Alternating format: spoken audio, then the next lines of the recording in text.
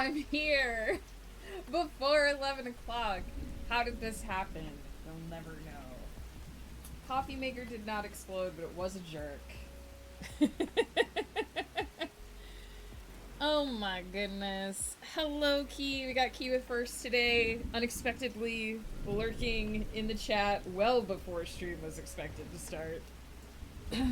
Joe's here. Rai Rai's here. Peter's here. I remember all of you. How's it going? I'm here. The coffee maker was a jerk, but I'm here. With coffee. Caramel coffee, as a matter of fact. Coffee? Why did I say it that way?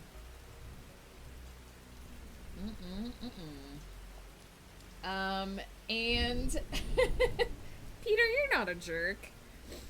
Here we are. I did update OBS before stream, so if anything is weird, please let me know. If the sound levels are off, if something looks stranger than usual, let me know. Because you never know. OBS had been bugging me for like a week to update, and I had forgotten. So I had a little extra time this morning. I ran the update quick before getting set up, so hopefully everything is doing what it's supposed to be doing. Oh, Saribot. Oh. We getting spammed today. Motivated Organism is such a cool name too. Whoo. Browse. I'm doing good. I was pretty well gone on Sunday, I will say. I think I turned on my computer and was like, maybe I'll get here later. Never sat down.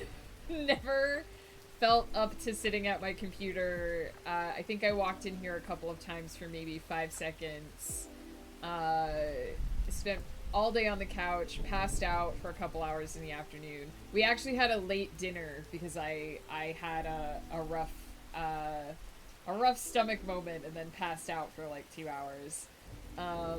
Monday was not much better, but I did actually manage to be a slightly functional human on Monday. I managed to sit at my computer for like 2 hours, and that was it. But I managed to get some housework done. And then Tuesday was my first kind of get back into the swing of things day. So here we are now. I'm feeling much better now. Pretty much myself. A little bit stiff in the back still, but that should clear up in the next few days. So doing pretty decent. Yawning. Oh, apparently. I should set up. I don't remember which spirit we were trying to get. Oh yeah, I think we were trying to get the moon paw. Moon paw's been unusually restless. When I'm trying to enjoy a moment of peace and quiet, it just won't sit still. So I think we need, obviously, we need moon paw.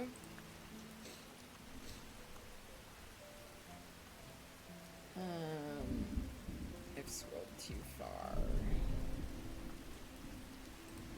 Aw.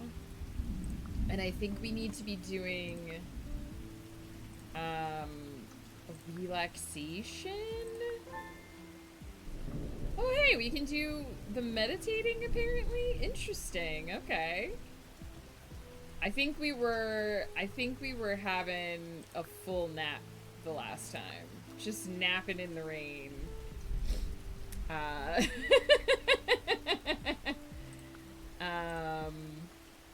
So there we go. We'll see if we can unlock the Moonpaw boy. Cheers, Joe. So how are all of you? What have all of you guys been up to for a week?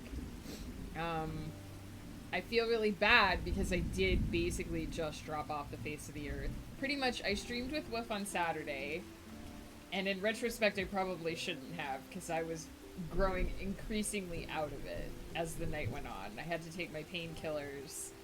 And I don't even really, I was thinking about this yesterday. I don't even really remember what I did. I think I was doing a mini game in Whisper of the House where you had to like cook stuff. And I thought that you had to like guess what all of the, like I thought that you had to like play around with all the ingredients to unlock the dishes and stuff. And I got really confused because someone asked for something and I couldn't figure out the ingredient, but it turned out if you looked at the book, it would just tell you how to do it. So I was like way overthinking it. I remember that, and I don't even remember. I was building something at the end of the stream, and I can't even remember what I was building. I think like a movie spot or something. So yeah, I just kind of like passed out for 2 days. Playing too much Monster Hunt at this point. Plus, we both got a cold late last week and are still walking it off this week. I know you guys were sick. I hope you're both feeling better, Key. Especially since I know you're at work today, even though the kids aren't there. In a study of breeding mallards conducted by the Canadian Wildlife Service, the ducklings that hatch in the first 5 days of the period account for 40% of the first-year hens that survive to breed the following year. Interesting. So the early bird does indeed get the worm, or something like that.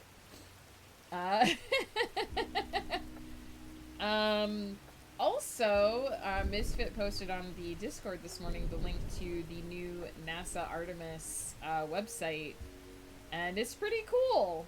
It's pretty cool to look at it and to see what their plan is. Kind of bummed that we're not planning to land on the moon until 2028. Feel like, what's taking so long? I mean, I know what's taking so long, but what's taking so long? What was really interesting was reading over like the mission summary and like what the plan is, and all of the stuff that they're comparing their mission plan to is Apollo stuff. They're like, this is gonna be, they're doing this like Apollo 10, and they're doing this like Apollo 8, and they're doing this like Apollo 13, and I'm like, that's a long ass time ago, guys. I know an extraordinary amount of information about the Apollo era space travel, because when I was a kid I was obsessed with it. I was obsessed with space when I was a kid. I had this like special edition Magic School Bus book that was like them going on a journey through the solar system, and I had this little quiz book about space that I had done the quizzes like 60 times. I was really into space as a kid, and I was really into Apollo 13 because it was about, you know, going to space.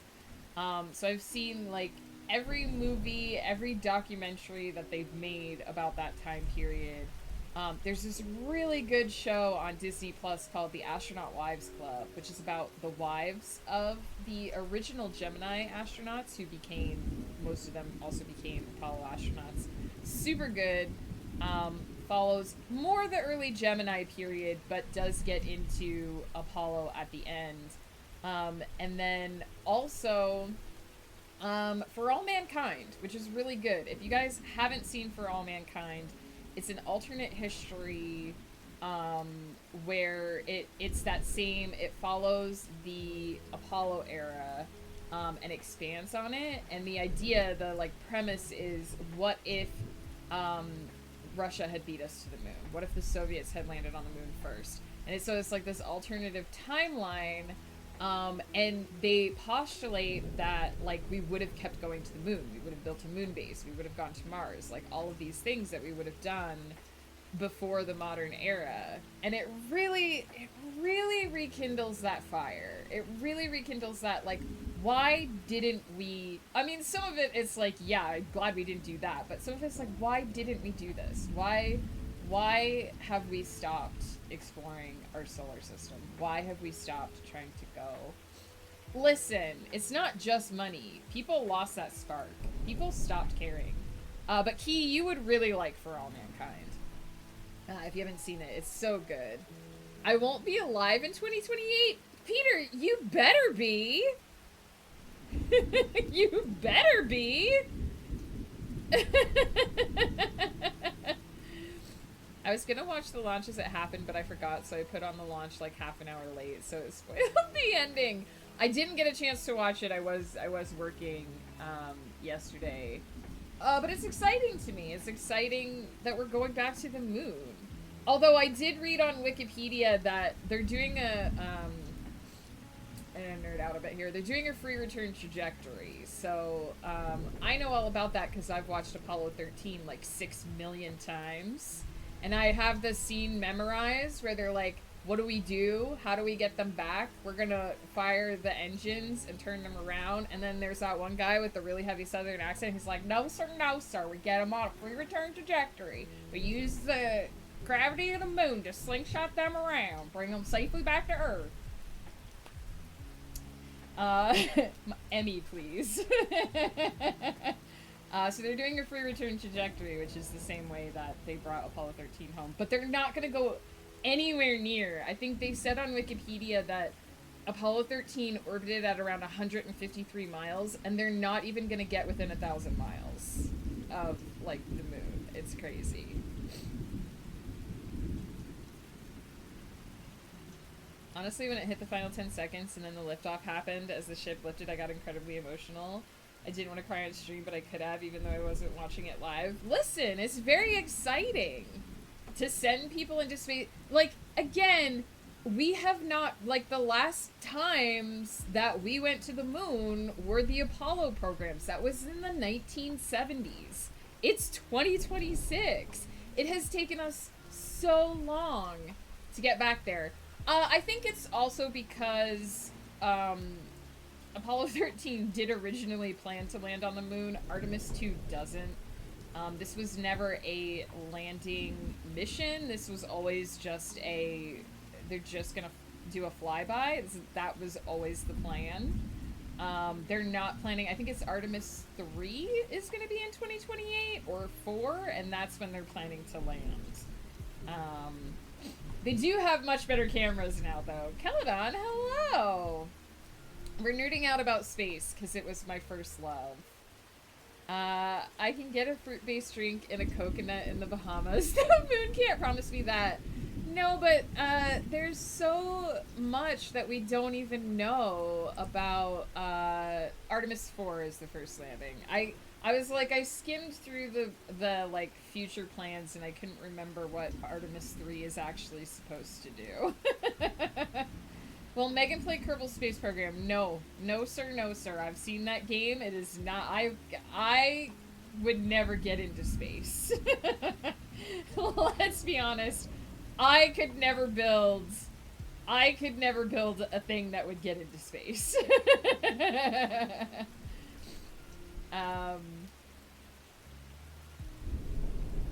Did you ever see that movie that I can't remember what it's called?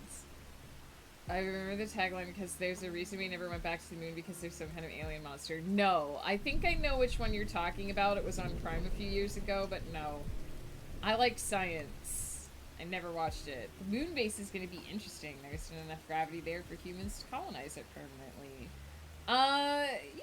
We might find a way. Never say never. No, I don't think I could ever build something, because in Kerbal Space Program, it has like a real, I don't think it's like real physics, but it has a real physics engine, so you actually have to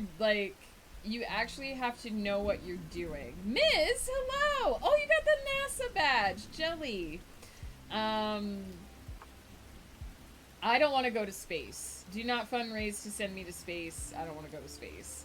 But you actually have to, like, know what you're doing in Kerbal Space Program. You have to know enough that you can actually, like, escape gravity. It's actually pretty easy to go up. Landing is another story. I don't even think anything I built would make it through atmosphere.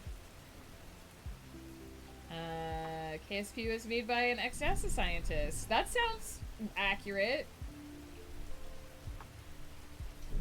I wanted to watch the launch, but I was working all day yesterday, so I did not get to see it. But we're just talking about how exciting it is that we're going back to space, and also that you and Key should watch For All Mankind because it's really good. Um, uh, they obviously, like, the further away from the divergent point, so it's an alternate timeline. So the further away from the divergence point they get, like, the more and more sort of spectacular the story becomes.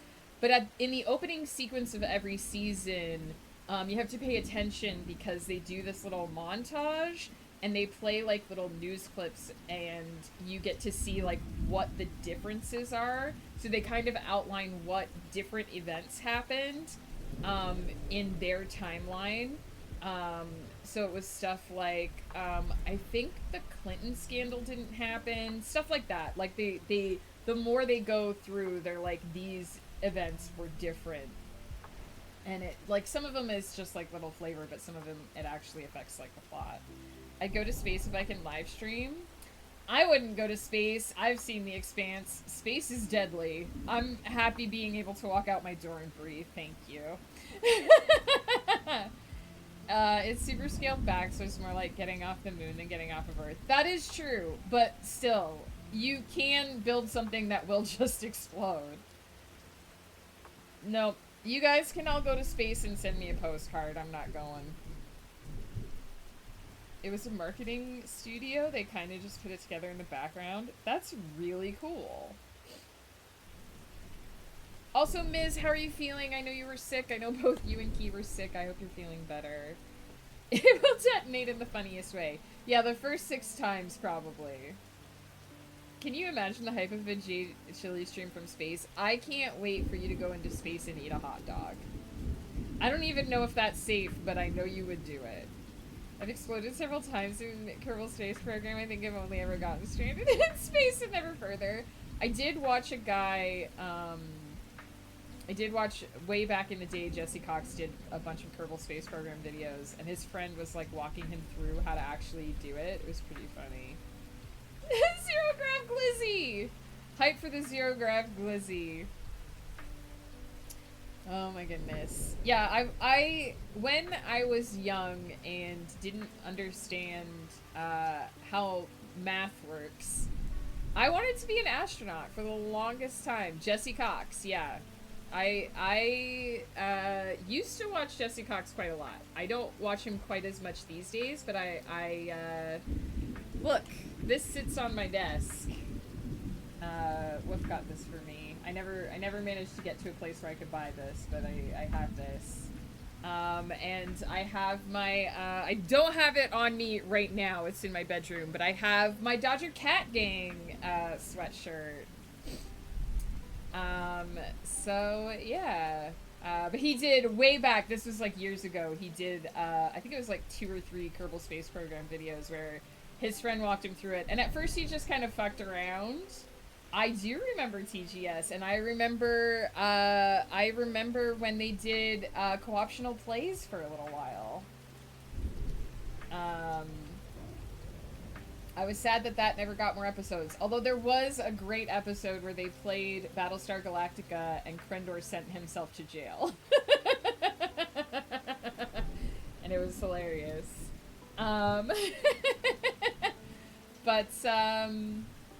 Yeah, I think they just screwed around with it at first, and then his friend, like, guided him through getting into space, but made him land on his own, which was so funny. It's funny to you that I know about the game station? I think I was around when TGS was, like, early days. But yeah, I used to want to be an astronaut for the longest time, and then I grew up and realized that you need to know math in order to be an astronaut, and also space is terrifying. So I abandoned that idea and became a science fiction and fantasy writer instead. And here we are. That's why we're here. Writing, ironically, a space opera, which takes place in space, where I don't have to go. I can just create it from the comfort of my office. I used to watch a lot of their stuff too. I definitely have fallen out of touch with TGS. I haven't really watched anything on there since Dodger left. But I do still follow Dodger and Jesse quite a lot.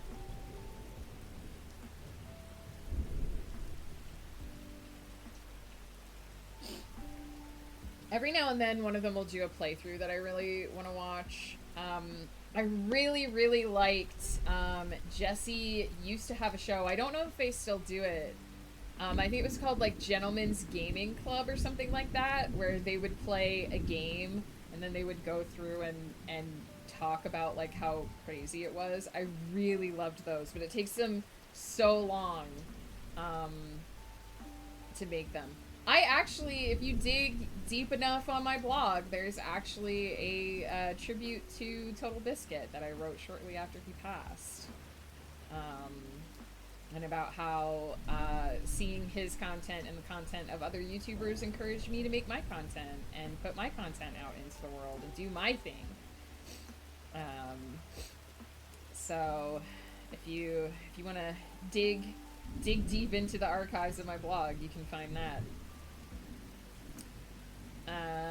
TB Dodger, Jesse, and Krendor were the main draws. Totally. And those are the ones I don't follow Krendor quite as much.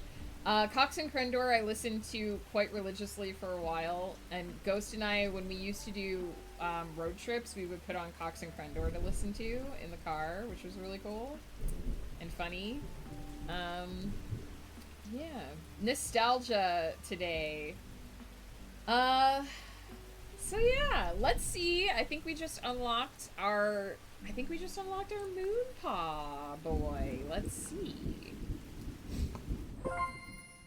What? What is this?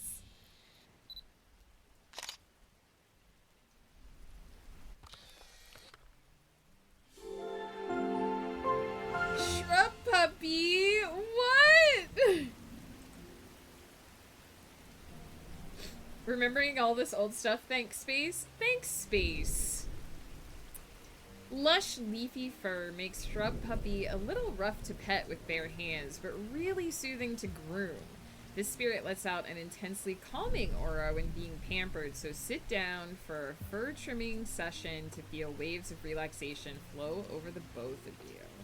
The first Shrub Puppy was discovered during a televised topiary competition. The judges were shocked to see the prize-winning pup-shaped bush bound to life. Since then, Shrub Puppies have been seen among the calming gardens of Spirit City. Shrub Puppy is a carefree sweetie not just around people, but animals too. It's always welcoming of small birds and woodland critters to hop inside its bushes for some temporary shelter or a brief resting spot. And while Shrub Puppy is always loyal and very well behaved, it's important to still remember it's not like a typical pet dog. You may find it a little slow to pick up any tricks or commands you might wish to teach it. We gotta go look at his skins.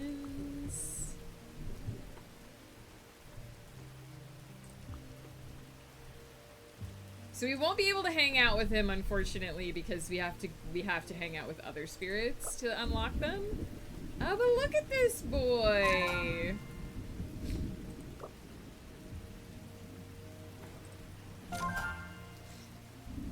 I'm honestly surprised it took them this long to add, because they have 2 cats, so I'm honestly surprised it took them this long to add another dog. Does he have the salmon animations? He does! What a cutie! Okay. So, we're working our way through. I know what this one is, because they showed it in the preview. So let's do this one first, and then we'll do the Waxalotl one. The heat from the bright sun has drawn Hedgelog outdoors to join me for my midday snack. I never knew it could be tempted away from its toasty fire for practically anything. I think Ghost was working on this one.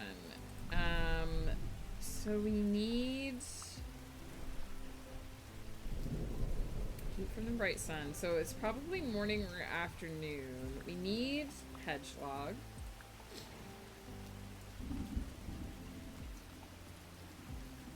We need Hedgelog.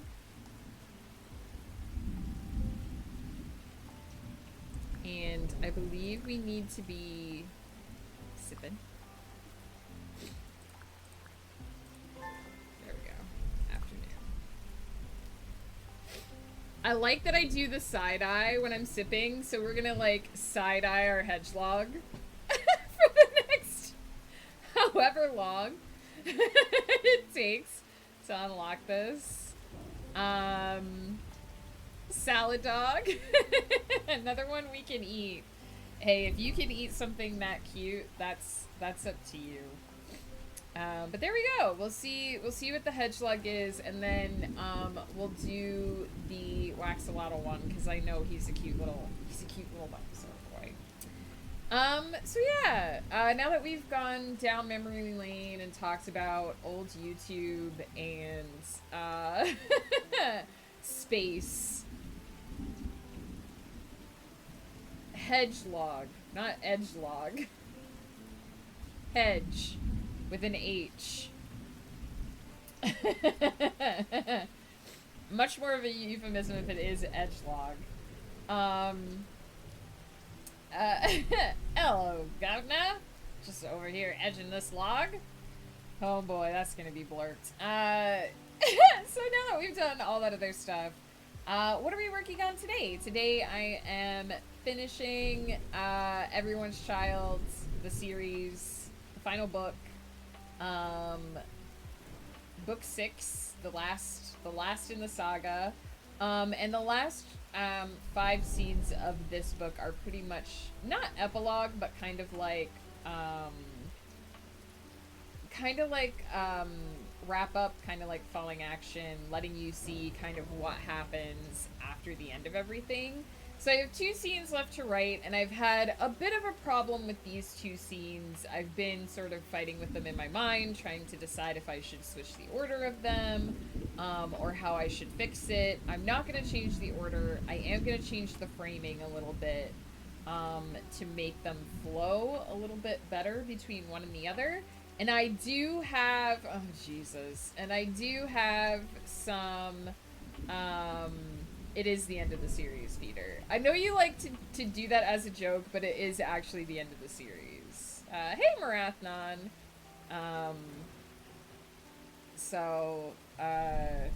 don't know. Don't confuse people by making them think I'm going to keep working on something that I'm not.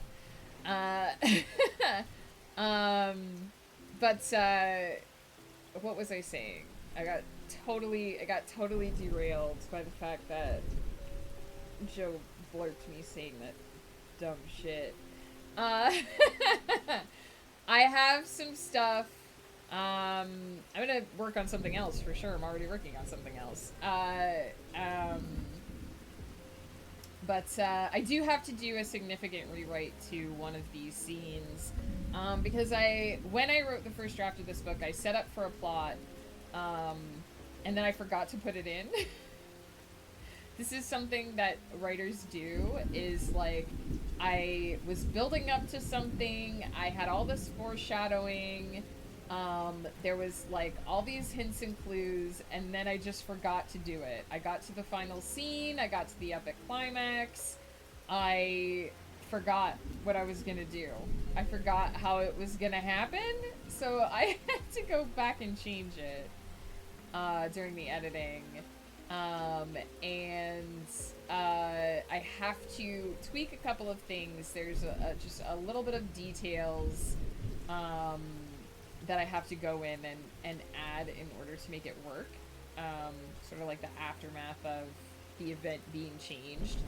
So I have to do that, and then I have to change the framing a bit so that the 2 scenes flow a little bit better.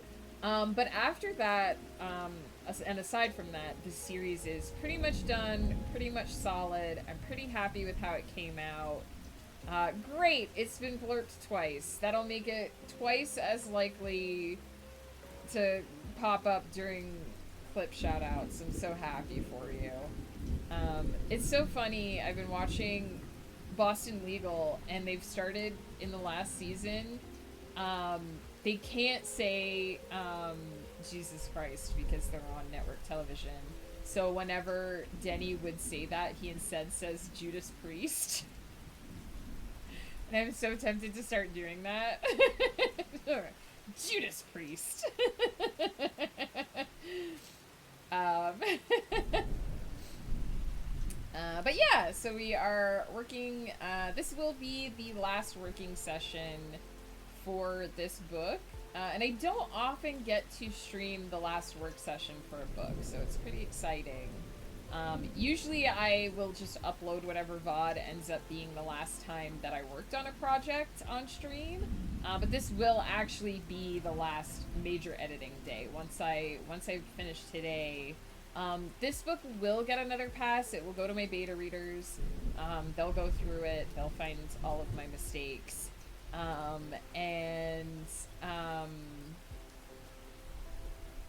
wonder who owns a blurb. I mean, who knows? Someday somebody will fight over that, I'm sure. What was I saying? My brain is too easily derailed today. It will go to my betas and it will get another pass. I'll go through it again. Publishing, but I usually do those passes pretty rapid fire. So this is like the last major slowdown and work on this day. And after this, I will consider this series finished. So it won't get any major changes. I mean, unless my beta readers find something really seriously wrong with it, it won't get any major changes to it. It will be considered a fixed form. I will consider the story complete. And I actually already do plan next week to start outlining. I have 2 things in the pipeline to outline. We're going to start outlining my major project for this year, which is going to be called Beyond the Mirror.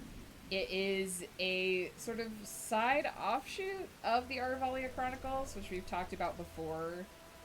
That prior to the start of the Aravalia Chronicles, there was an incident in Domran's life that caused him to split in 2, essentially, and half of him got shot into another alternate dimension that he is unaware of, but the one who ended up in the alternate dimension is very keenly aware of. So that story follows that version of Domarin. So we're going to start outlining that. And then we're also going to start outlining the Backwards Barn Grill, which is going to be my next project that's going to be replacing Everyone's Child. The sun just got really bright and is seriously, like, destroying my eyes right now. The Backwards Barn Grill, which takes place in the Celestial Serenade universe, which is ironically the other series that I'm working on right now.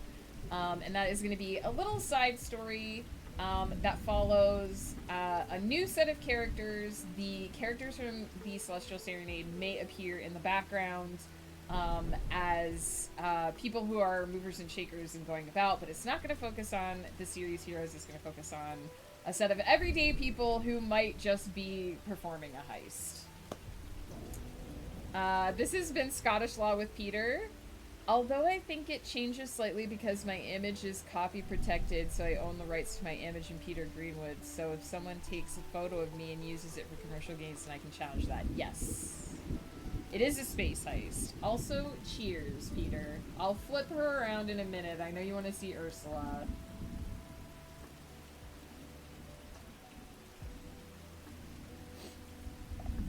Also, Sardonisms, hello. There she is. There she is. This mug's still intact. I'm very careful with this mug. Someday I'm sure I'll drop it and cry bitter, horrid tears, but that day has not yet come. Backwards Barn Grill, unrelated to the Cosmic Garbage Chute. Yes. OG Sideways, thank you so much for the follow. Welcome in. You found me. I'm not late. You're just on time. That's very true. I was very on time today.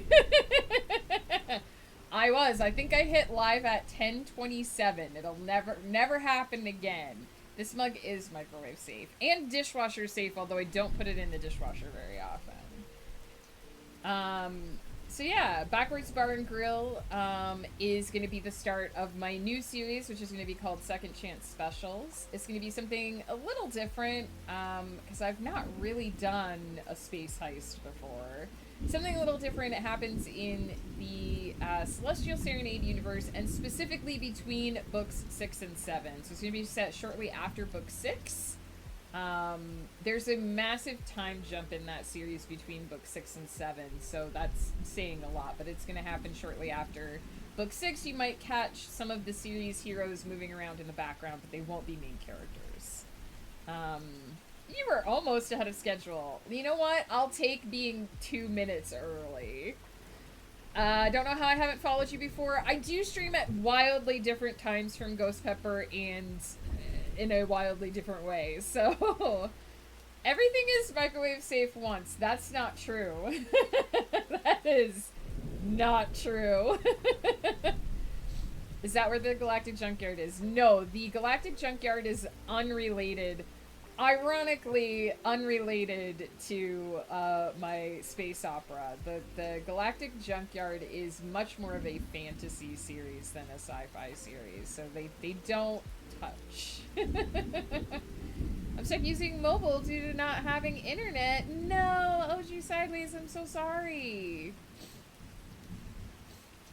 So yeah, in the spirit of trying to keep on time, I am going to get set up for the sprinty spronts, especially because I may need to pause time. I know it's Key's favorite thing when I pause time. Hang on, I also have to... text Ghost Pepper. And I may have to pause time depending on how much I have to add to this first scene.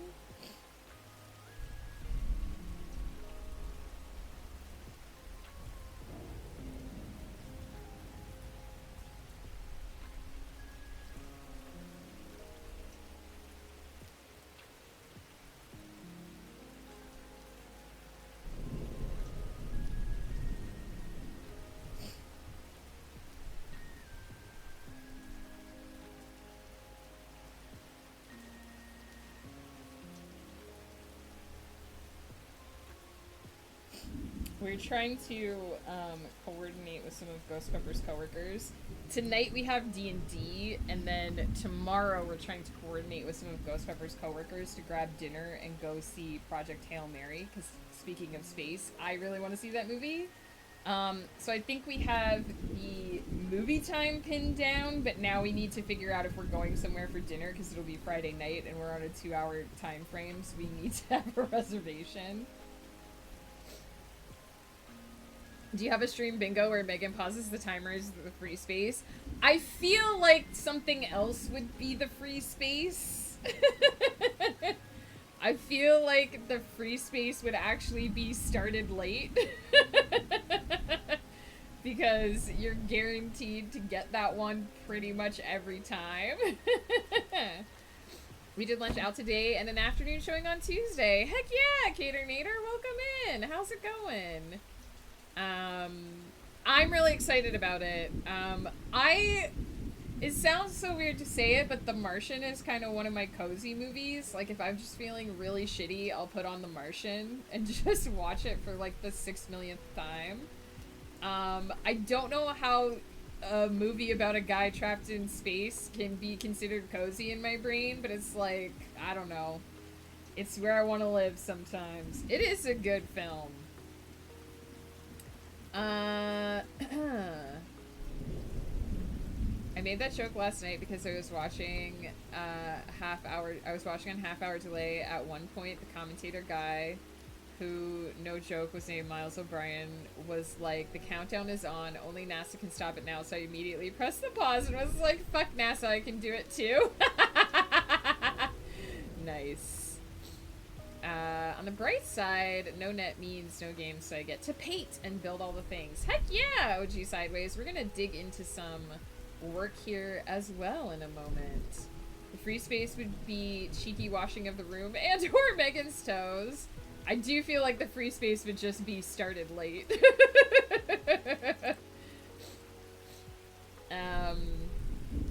Or says something stupid. We also had to drive an hour to get to the cinema that had the English non-dubbed version. We used to have to do that when we lived in Quebec. We used to have to do that too. There would be one English movie every week, and if that wasn't the one you wanted to see, you had to drive out of town across the Ontario border. Sardinism's request pickles, cheeky little break. Megan has to heat up coffee. That, I mean, again, another free space candidate. I heat up my coffee 3 times per stream. Peter does wordplay. Chat distracts Megan with random topic for 10 plus minutes. Did you read Project Hail Mary? No, I've not read either of the books. We do have The Martian, though. I keep meaning to read it, but some people told me it's very dry. It can go deeper into the science than the film version, even at 3 hours long. Is that how long the movie is? Is it 3 hours? We read The Martian in book club and everyone kind of hated it. All I know is that the guy who wrote it did, I think he used to work for Jet Propulsion Laboratories. He worked for NASA to some capacity. Read Project Hail Mary and really liked it. So was The Martian just dry in comparison? 3-hour long movie sounds like hell. I love a 3-hour movie, actually. Movies are me trying to get started on work. Movies are too short right now. The average time of a movie right now, the average runtime is an hour and a half. That's not enough. You do not have enough time to completely and fully develop the characters and the stakes and the conflict in an hour and a half. It's too short. You need at least 2 hours. A really good 2.5 hour movie, give me that every time over an hour and a half. I understand that the reason why movies are trending towards an hour and a half right now is that people have really short attention spans and lots of people won't sit down for longer than an hour and a half. But it really, really is affecting the quality. I've watched so many movies lately where it just starts to get good and then it's over. And I'm like, where was the catharsis? Where was the resolution? That nothing actually happens.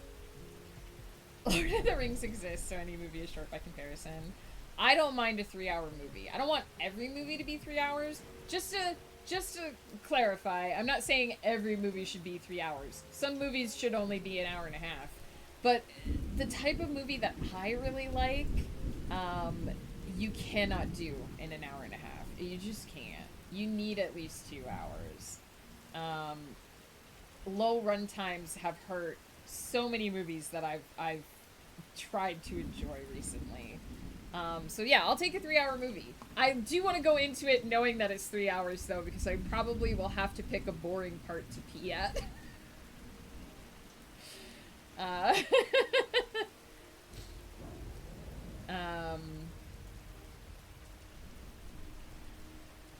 I'm gonna catch up on chat and then we're gonna take our cheeky break and we're gonna get started. I've read Project Hail Mary. It's a perfect book if you just pretend the courtroom scene doesn't exist. Uh-oh.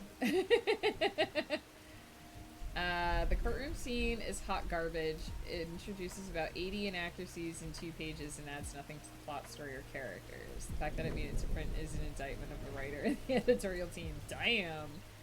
I like a 20-minute movie. Joe, that is the runtime of a comedy sitcom. That is not movie length.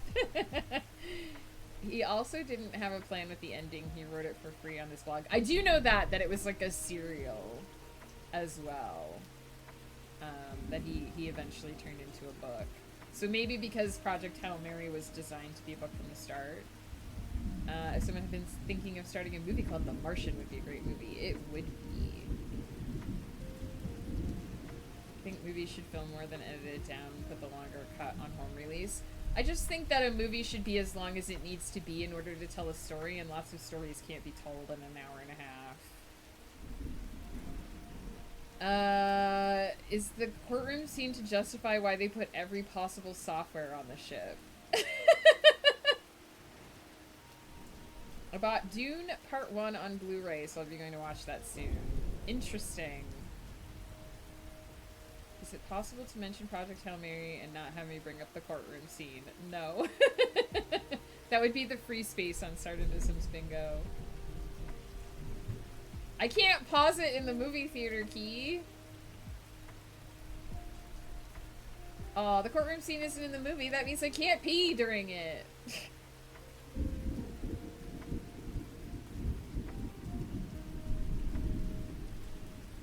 I won't read the all caps part because I don't know the story, so I don't want spoilers.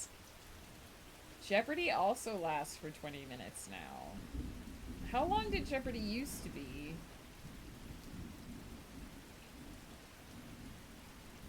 The Martian was the serial. I believe The Martian was his first book. He wrote it as a group of serial shorts on his blog, and people really liked it, so he turned it into a novel.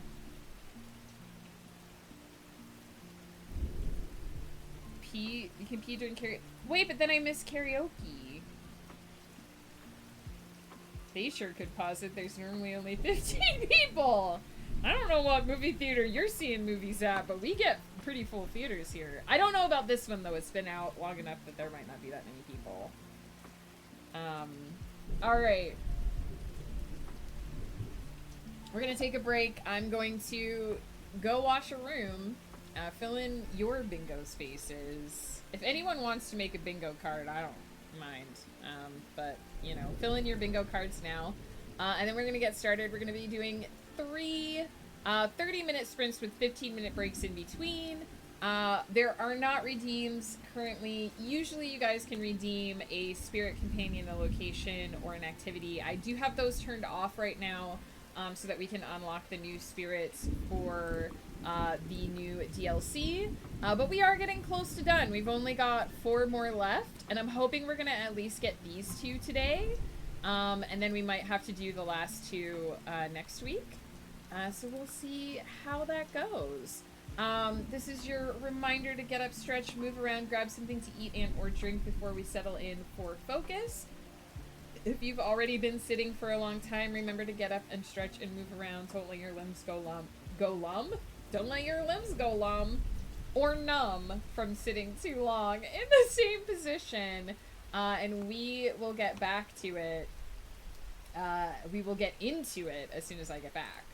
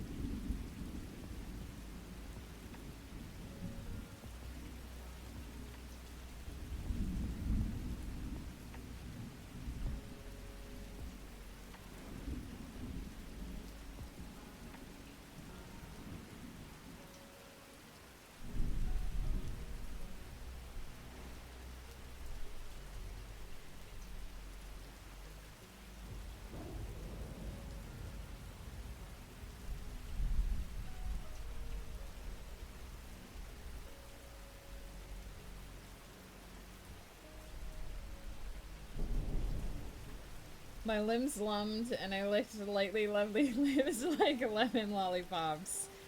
Oh boy. Oh boy. Alright. Now, it was a little warm with my blanket, but now I'm cold without it, but we'll see how it goes. We'll see how it goes. Oh, I forgot to freaking... Hang on, before we start.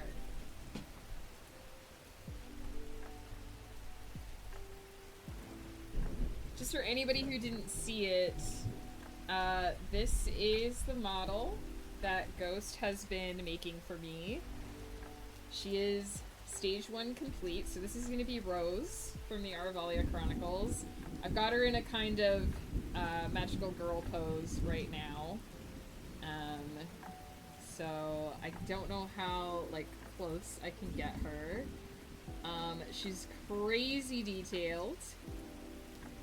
We painted the hair and some of the details. So the next thing we have to do is I need to pick which eyes I want for her.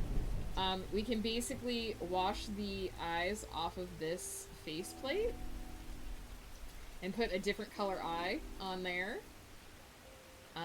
So that's what we're gonna do. She's gonna get blue eyes, and she's gonna get some golden wings.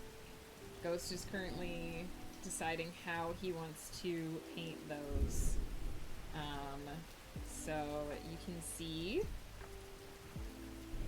So far this is kit bashed from 2 different 30 Minute Sisters kits. This is Sharemi and Phantom Sisters Color B for the skirt. The skirt did not come with the Sharemi kit. We added that in. We painted the hair. We painted the hair black.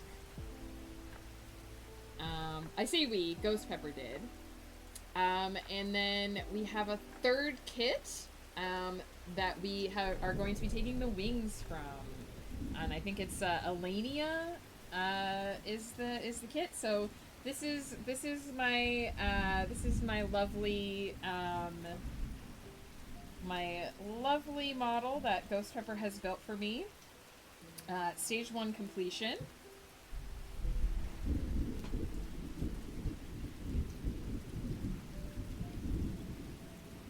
And we can look at her again later. Stage 1 completion. It means that we're gonna add more to her. She's not fully finished yet, but she is in a state of display. Kit bashing always sounds like so much fun when I read books about Trek Wars and they're like, this ship was made from 7 other ships and 2 bananas. Exactly! Ghost did do a killer job. I spent some time yesterday thinking about how we're gonna get the wings on there. But he's gotta paint them and build them first. So, just wanted to show that off because I'm super proud of Ghost's work. It's amazing. We're gonna get started on the first sprint. So I'm gonna get quiet. I need phone. Stopwatch. I'm gonna get quiet and get into focus, but you guys can keep talking as much as you like.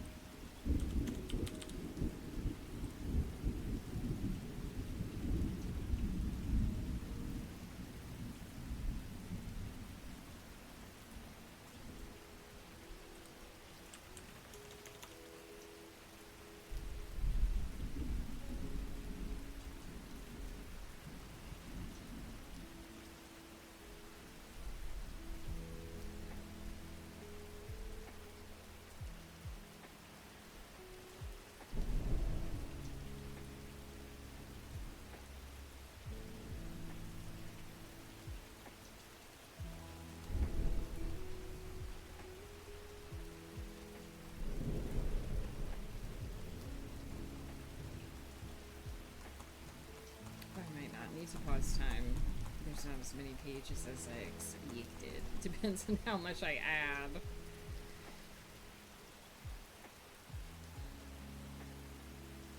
Mad Lad, hello! How's it going?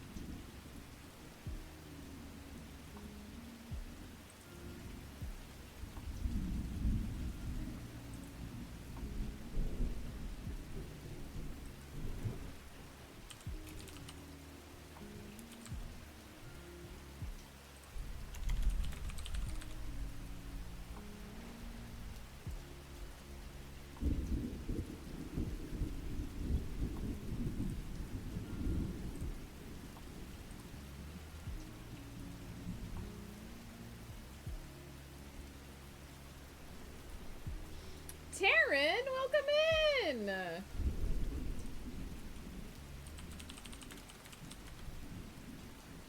How's it going? How was stream? Anyone who's not following Taryn should hop over and do so, please. Taryn is awesome, first of all. Super chill place to hang out. And I hope you got tons of work done.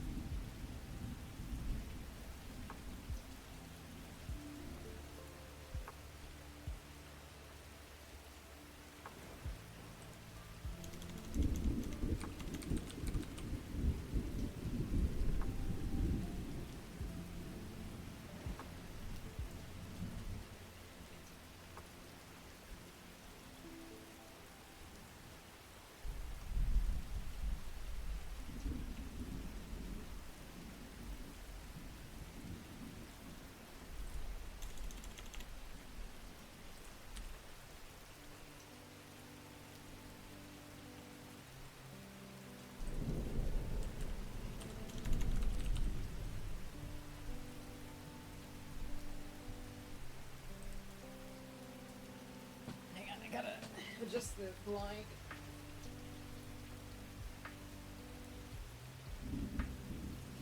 It was very rainy this morning, and now the sun has come out. Got Bible study cut up and cleaned my desk, so tomorrow I get to draft. Heck yeah! I am doing much better. I was very out of it on Sunday and Monday, but I do feel up to streaming today. It's only the one, but the one is what we're doing.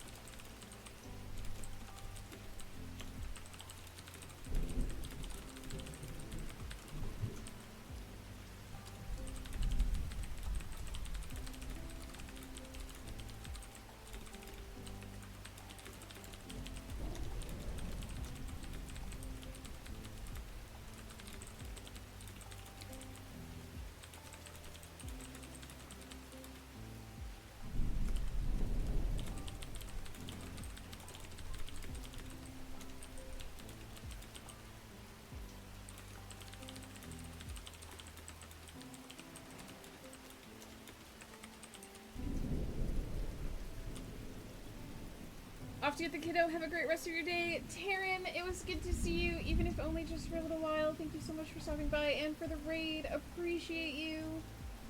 Take care of yourself.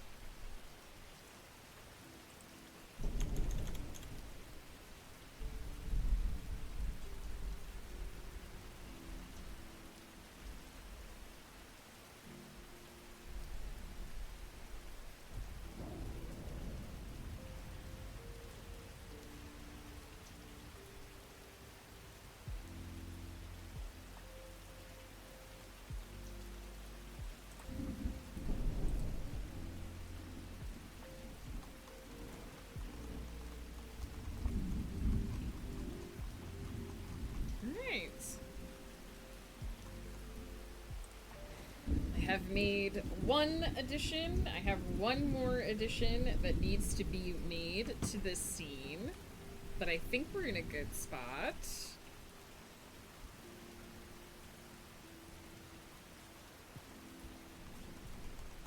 I think we're in a very good spot. Just need to make a few tweaks to make sure that the change I made to the plot actually hits where we need it to hit. So that is what we are doing.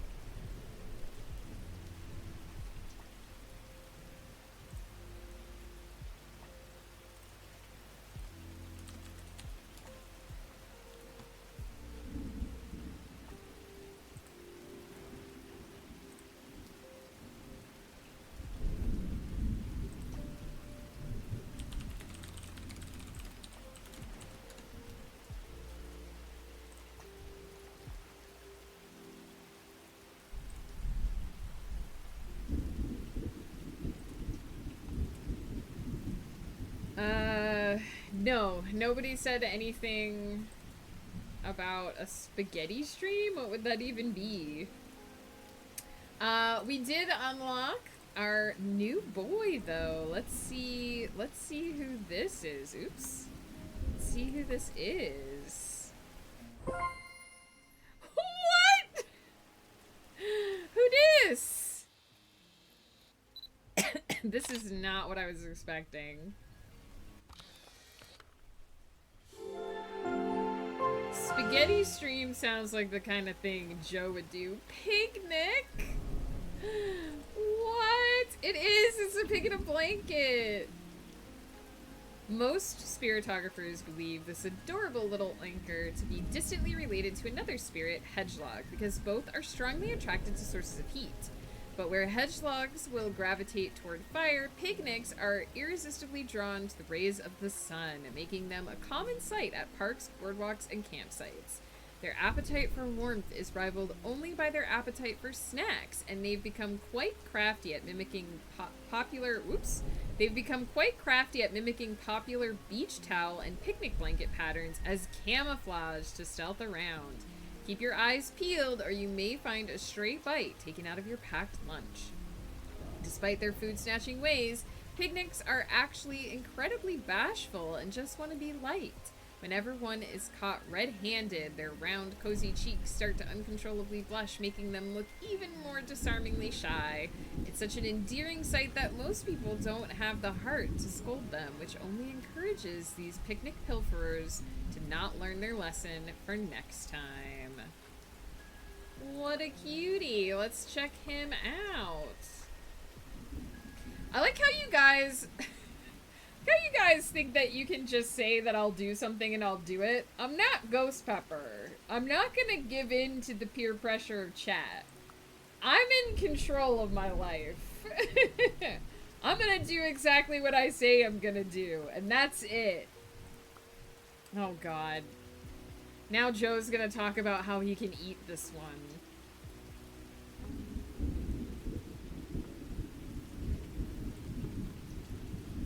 Oh, we gotta do some Charlotte's Web up in here. But what if you just do it? No. No thanks. I'm good. What if you just do it, Key? What if you do all the things you want me to do? What if you stream them? Oh, look at how cute.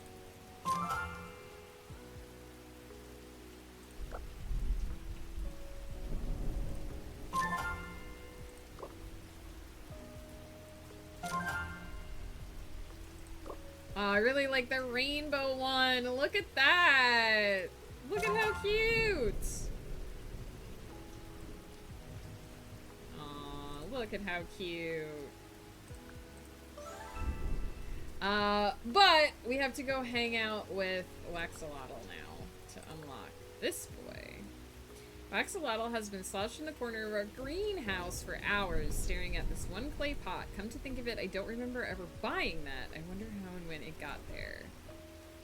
I think maybe this must be repotting? Greenhouse.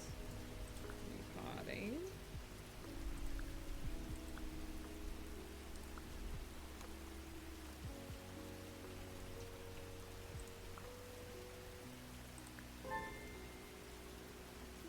we do night time and still get it? Nice.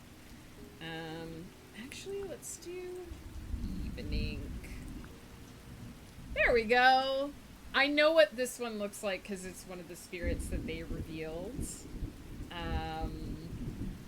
It's one of the spirits that they revealed when they were doing the previews. And then the last two are Inkster and Early Burb. I don't know that we'll get... I don't think we'll get both of them today. Like, I don't think we'll get all three of them today, but hopefully we can get most of them. That'd be nice. That'd be nice, because I try not to unlock them when I'm not on stream, so... Key Spaghetti stream! Ski Spaghetti stream! I can't talk today. Now, is this where he makes spaghetti, or he eats spaghetti, or he becomes spaghetti? I'm a little ambiguous on what he is doing in the spaghetti stream.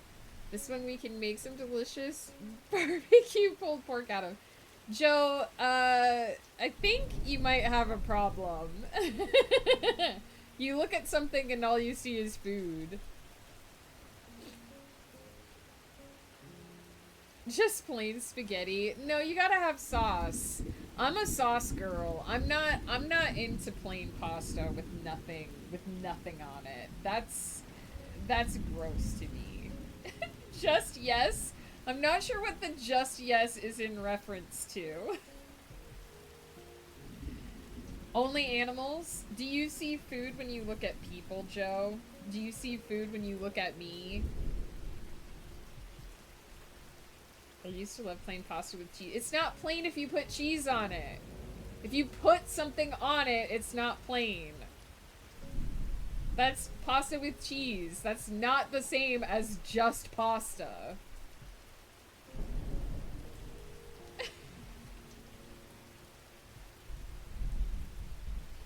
Oh my goodness. Alright, I am going to pause the stream for one moment here so I can run to the washroom and reheat my coffee. As usual, during breaks.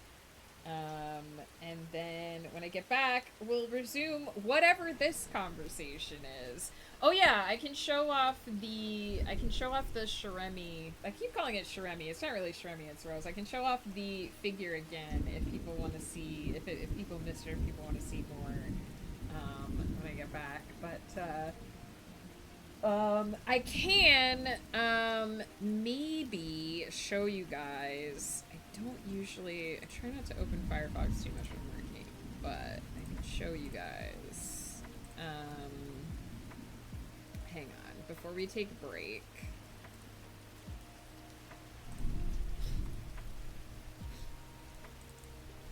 We have a little spreadsheet where we keep all of our stuff.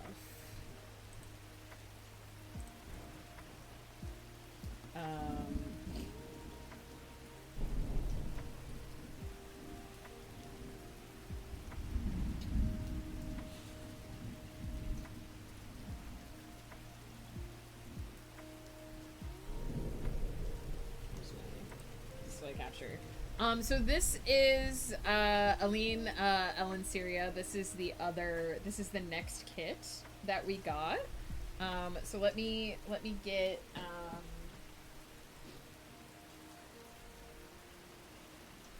I didn't say that you guys disappoint me. I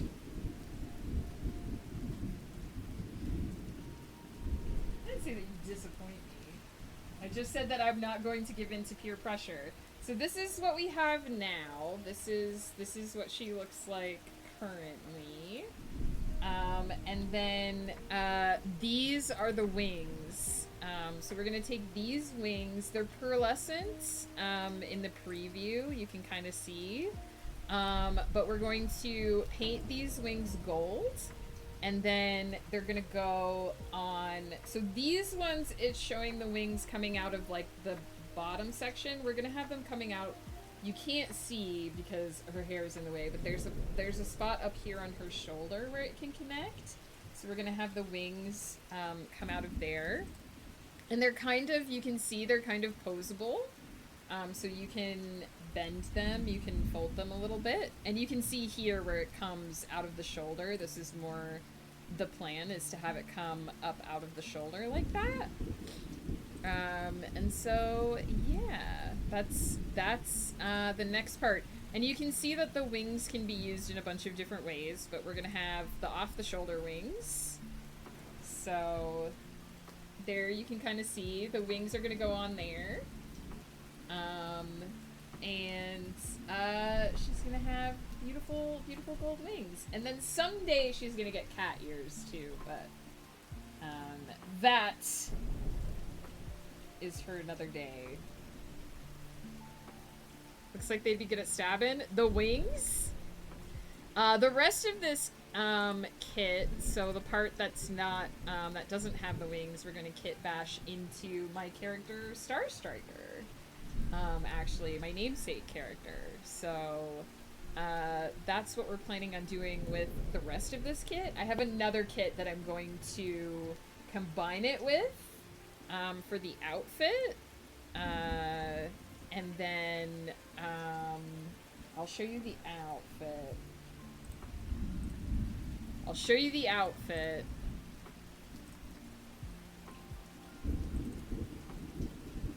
Oops, that's not the one I meant to open. I didn't even click on that one.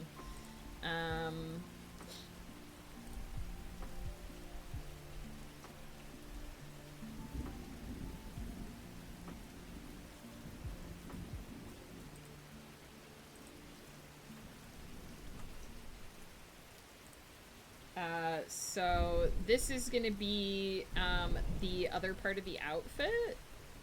So it's going to be a combination of this outfit and this outfit. But I mostly want the torso part. So the bodice and the skirts and the bows and stuff. So it's going to be that, and then there's an image where it has, you can see you can put the wings, the little wings on her boots, and I'm going to put the little wings on her boots, and it's going to be super cute. And she has also this little winged headdress that she's going to get. So that's the plan. We are also in the process of putting together a Domarin model, but it's going to be a little bit more complicated. Because I can't really, we're going to be taking so many different pieces, parts, and painting everything that I can't really show you what it's going to look like. But I'm super excited about it, and then I'll have to get him, we'll have to buy him a face. He doesn't have a face yet, but there we go. In case you guys don't hang out at Ghost Pepper's model streams, this is one of the things that he built during his model stream. And now you know what the future plans for her are. I keep trying to make it look a little bit more like she's supposed to look like she's magical girl leaping into the air sort of thing.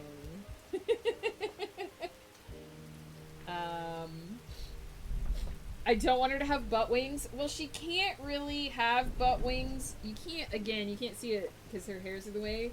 But the bow and the skirt are coming out of where the butt wings would go, so she can't really have the butt wings. My Sailor Moon OC, yes, although she's not necessarily a Sailor Moon character anymore. But, yes, we're gonna make my Sailor Moon OC as well. In her non-Sailor Moon transformation. In your lore, are they made of gold or just gold colored? They're just gold. They're feathered wings, so they're just golden color. They aren't like made of pure gold. It took me years to understand the ton of bricks or ton of feathers question, but I understand it now. Who needs a face? I mean, I want him to have one. Alright, I'm going to take a break because we're almost at the end of the timer here anyway. And when I get back, we're going to get back into focus. But I wanted to show off what Ghost Pepper has been working on for me because I'm so excited about it.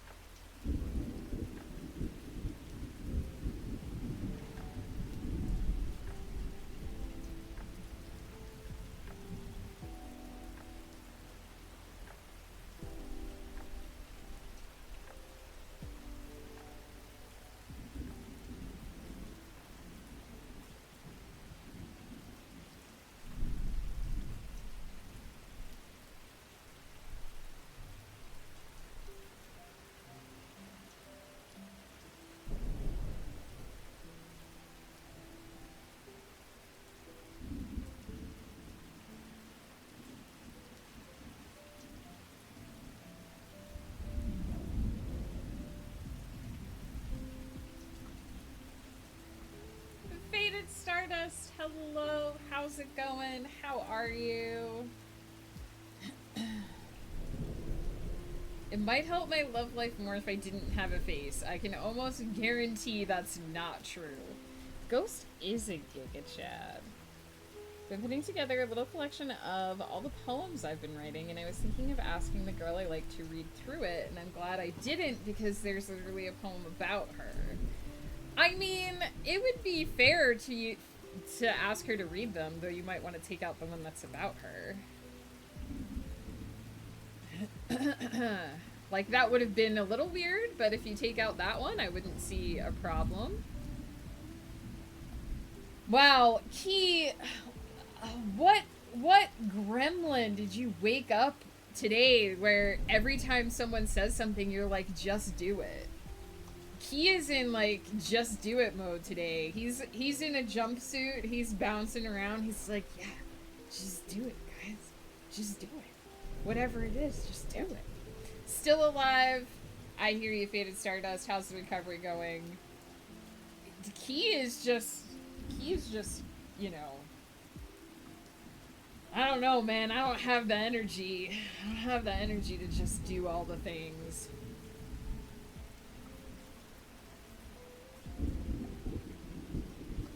It's always like that. I see. Maybe I just usually see the toned down version because he's usually working during my stream times.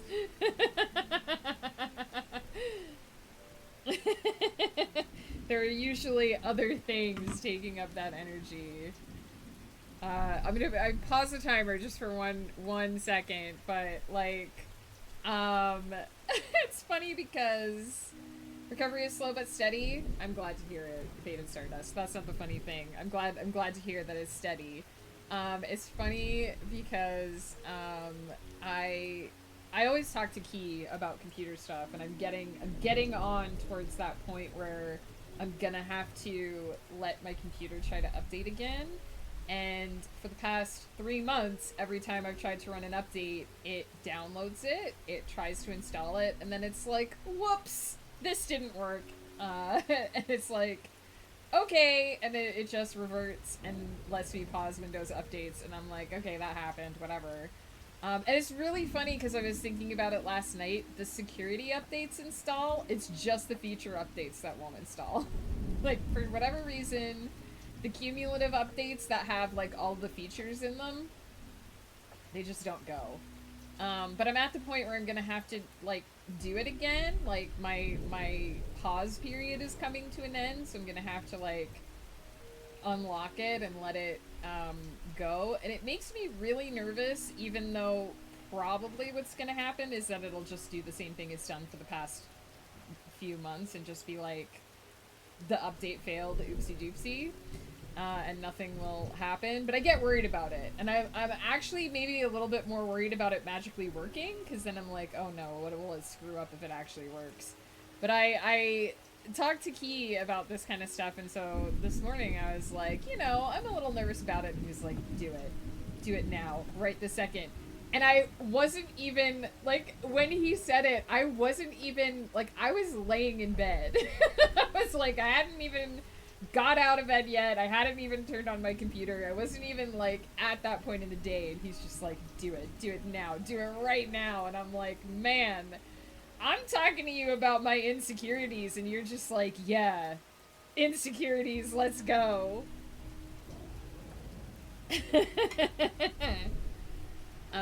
It's not about a root or anything. It's about 1 week we were at an art class, and I was watching her do an art, and the poem is about how she focused on the project and how focused she looks, and that I like the way she focuses. I mean, that's really sweet.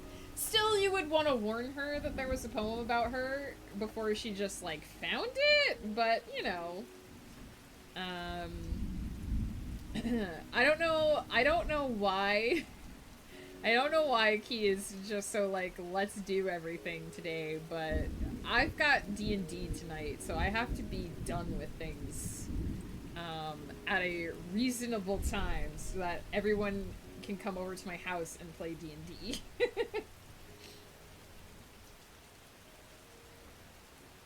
I would love to do that, but again, I have D&D tonight, so I I have to be able to host people. Oh, hang on.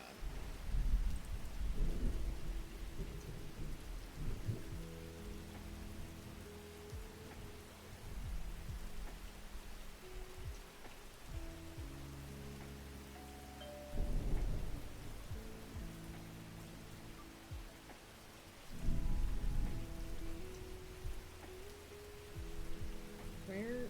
What?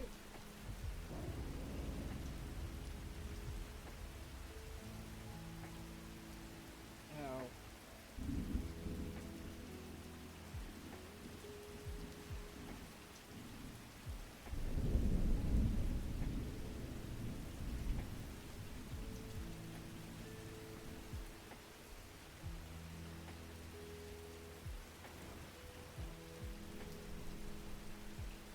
Oh, Ghost Pepper sent me a group message and my phone hates those.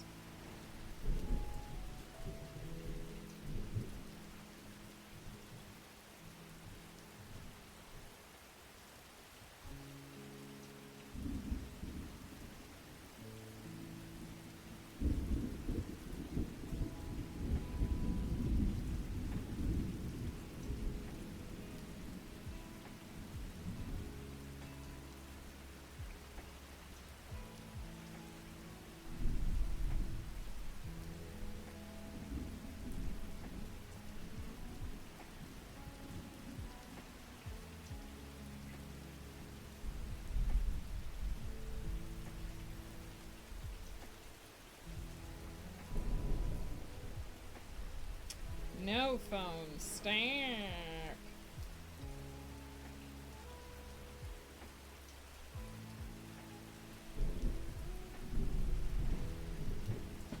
Get a new phone already? I don't even know where to start looking for a new phone key. Good God.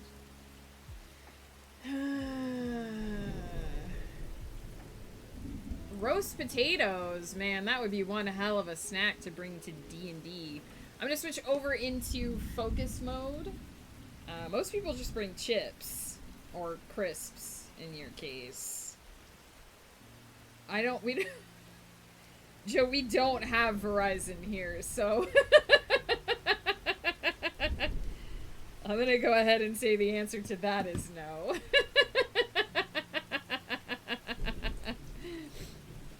Pretty sure they don't operate here.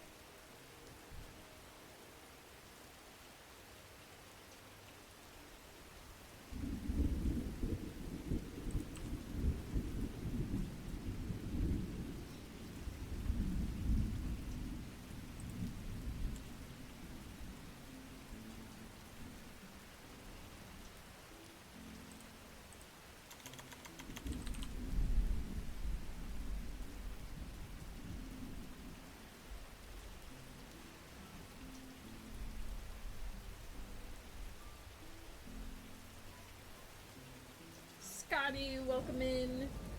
Scotty would like everybody to get snacks. Grab your snacks.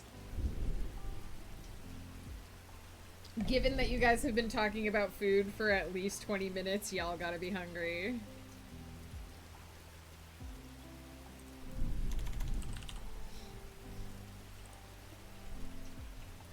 Right. I think I have made the final addition, so I only have one more tweak that I have to make to this.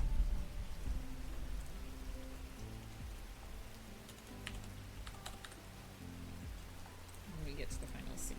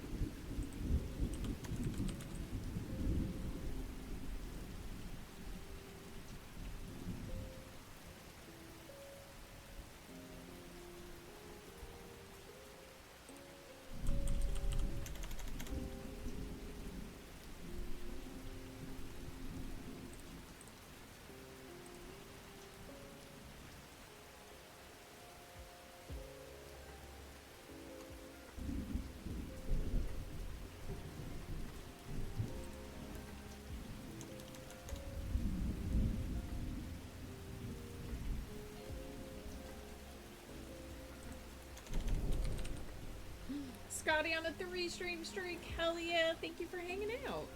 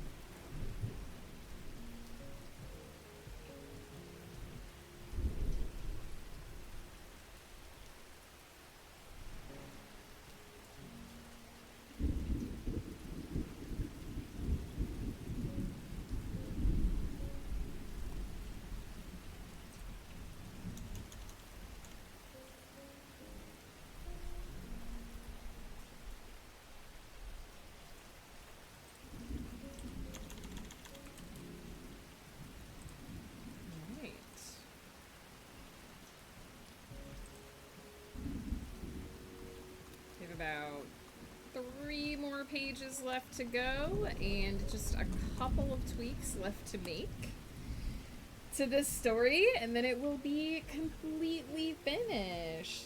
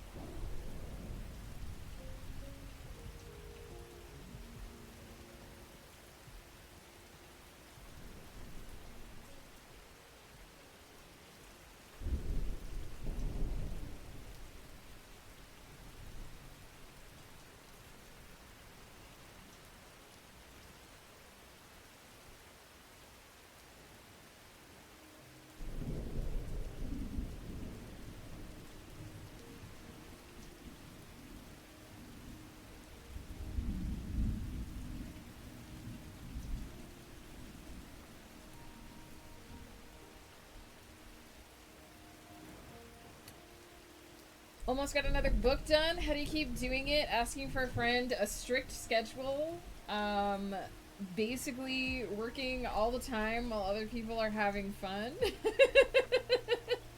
But in all seriousness, I've developed a schedule that works for me. Um, a system, a method that works for me, and I can schedule it for myself, and I've learned how to keep a schedule. It's hard.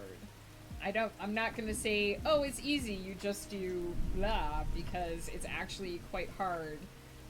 Especially, I think, making a schedule and sticking to it, especially if you have a full-time job. I do this as my full-time thing. It is my work, my career, so that helps. But finding a way to create a schedule that you can stick to, and being able to do a little bit of progress each day to have it add up to something bigger over time. I think one thing that's really hard and really important for creatives in general, but especially for writers, because ours is much less of a visual medium, is that you need to accept and understand that at the end of one day of work, it's not going to feel like you did a lot. If you write a scene or a chapter, that's great, but it's not necessarily going to feel like progress at first. It's not necessarily going to feel like, oh, I've done something to make this book happen. If you're writing a novel that has 30 chapters in it and you write one chapter, you're going to look at the other 29 chapters and be like, what gives? So I think I don't sleep much, but not necessarily because of that.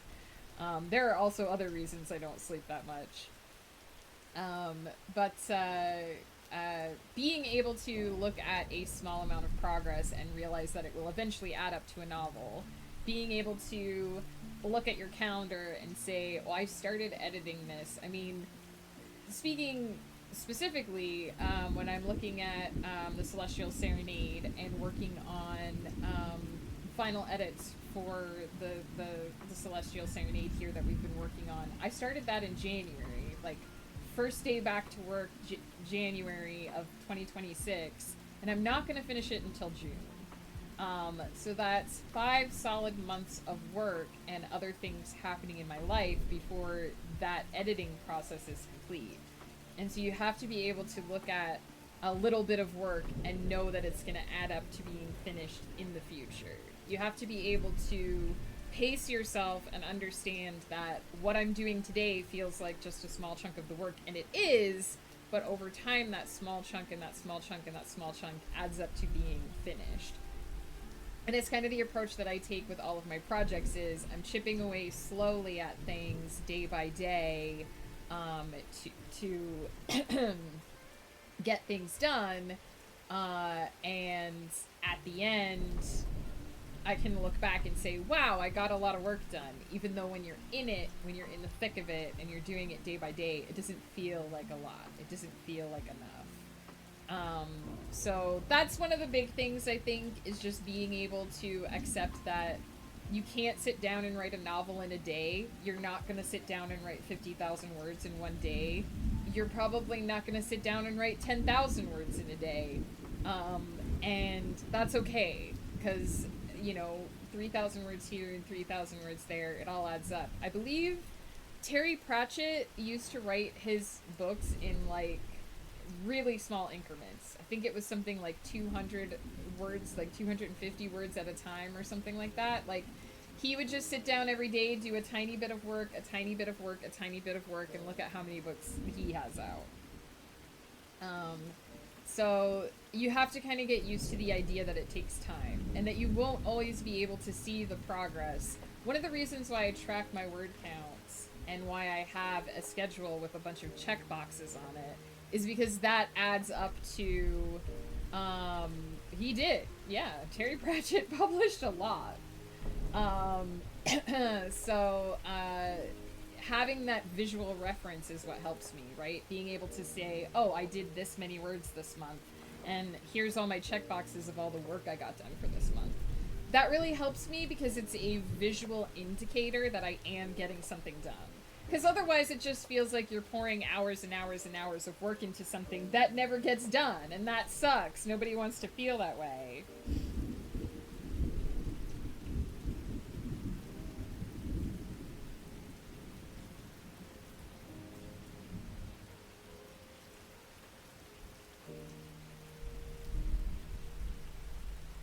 Just gotta text Ghost Pepper here.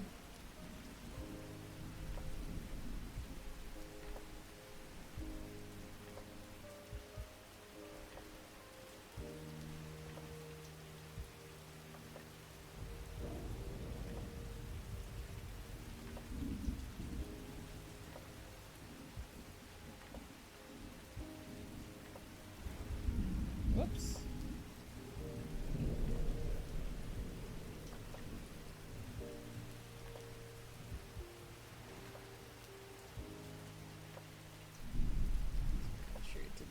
Do any weird autocorrect BS there.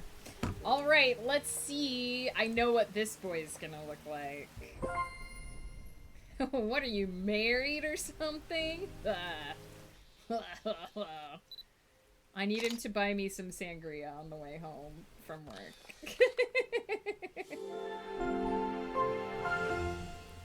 Triceratops! Look at this boy. Hang on, my throat is dry. Let me hydrate. A spirit coated in ancient clay dating back thousands of years, Triceratops were dwelling so deep underground that we had no idea they even existed until they recently started to resurface. They are an earnest but rather simple-minded spirit whose days are mostly spent nestled waist-deep in dirt and mud, completely unbothered by the many plants and vines that grow out from its cracks and crevices. A prehistoric ancestor of Waxalotl, it's not clear when the two spirits branched off from each other, but they still share many traits, like their stubby legs and tails, frilled necks, and charmingly dopey expressions. The opposite of territorial, when two Triceratops meet, they clink their horns together and perform a clumsy friendship dance for each other. Spiritographers believe this is a ritual to invite the other into their home turf, since Triceratops owners often report gaining a second dino squatter in their garden not long after one of these dances takes place. And also, we've got a level so that we can get more money, so that we can buy more spirit skins. Heck yeah.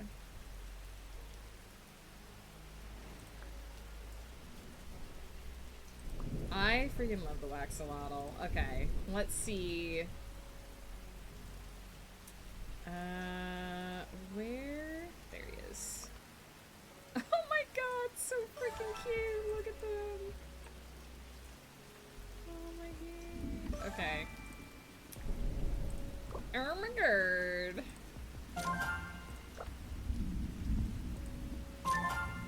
Once we get all the spirits unlocked, I'll leave the redeems off long enough for us to like hang out with each of the garden spirits for a sprint, and then we'll turn the sprint we'll turn the redeems back on.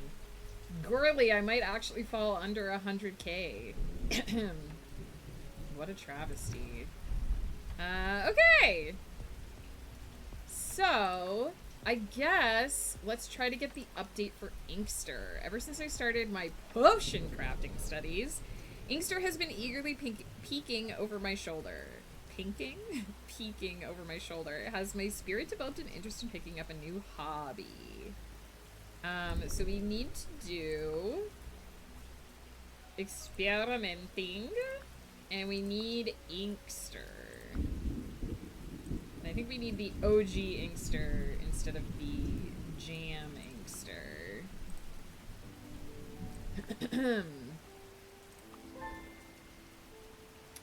There we go! We'll find out what that is. And then we'll have one more spirit that I don't think we'll get to today, that we will have to do next time, next week, when we resume our regular antics of 3 streams a week. I'm gonna go take a quick break. This is gonna be the final break of the stream, and I will pop up the final sprint so that we all know that this is gonna be our last 30 minutes of productivity. If I get done a little early during the sprint, because I only have about 3 pages left, I might pop AFK briefly to throw my lunch in the oven, because I got some chicken strips from yesterday to heat up. But I will only be gone for a minute if that happens, if I even get that far. For now, I'm going to be right back. Don't forget to get up, stretch, move around, grab yourself something to eat and or drink. And then we will get back to it for one final round of 30 minutes, and then this book will be done.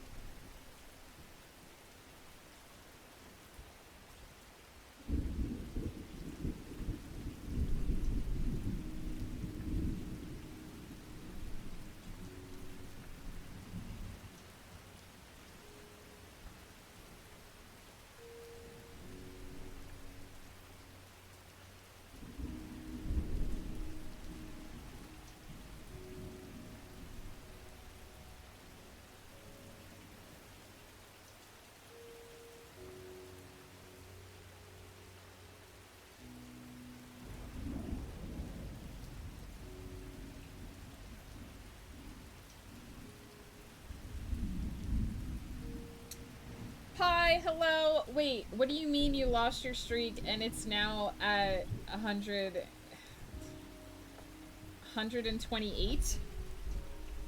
Did you get it back? Did you save it? Is that what happened? Is that what happened? Hi, I hope you're having a good day. I feel like ever since the update to the UI, I have to like double click to get stuff. Like if I'm in the window, it's fine, but if I like go out of the window and then come back in, I have to double click, and I feel like that wasn't a thing before.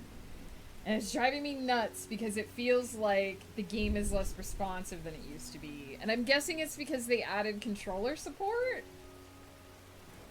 But it's bugging me. Also, we got a save alert from Pi. I'm gonna hit the save button. You should hit the save button too if you're working on something. And we got a hydrate.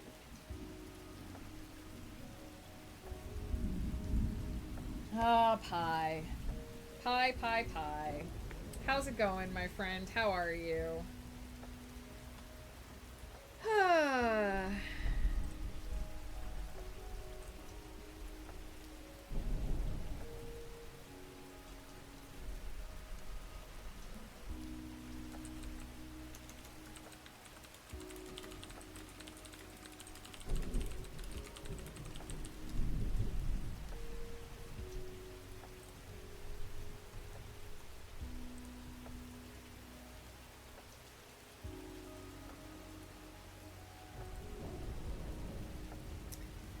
Going alright, just got home, got food, gonna do some dailies in a game, and then sleep.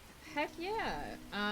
Just have one more sprint to do here, and then we're gonna be at the end of the Everyone's Child book series, which is especially mind-blowing because I started this project on stream. The first book was outlined and written entirely on stream.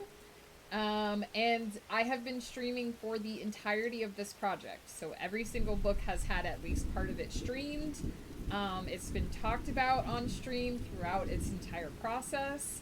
It's the first project that I both started and finished during the time period that I've been streaming, which is a little bit mind-blowing to me that we've done a whole series. I guess that's not true. I guess technically Ghost Path would have been started and finished, but that one's not edited yet, so that one's only been written. So yeah, it's the first series to be completed during the time that I've been streaming. Hopefully first of many, but still, it's a big milestone. The end of Everyone's Child. Oof, all those people. What? Make me choose my favorite line. Oh my goodness. Well, can I say the final line without it being spoilers?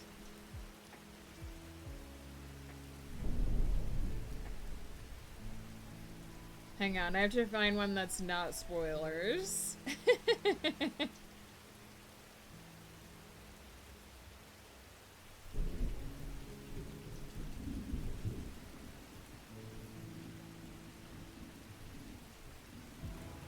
Can't read that line. It's spoilers.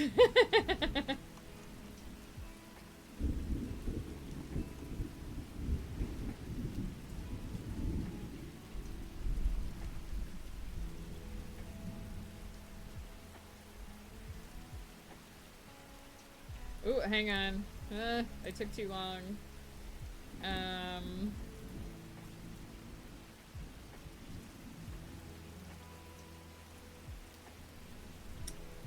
So this is I mean, probably my favorite line is the end, but I can't read that one because it's spoilers. So this is a close second. With Jalen still on her arm, the two of them drifted through the dark, quiet void above the world that had given birth to them, and they turned as one to look at the star-studded void that occupied the opposite direction. No, I won't do spoilers on the stream. That would basically ruin my livelihood. So we won't be doing that. They'll be sad without their child. The book is just called Everyone's Celestial Mother, and the series is called Everyone's Child. I didn't say that they all die at the end.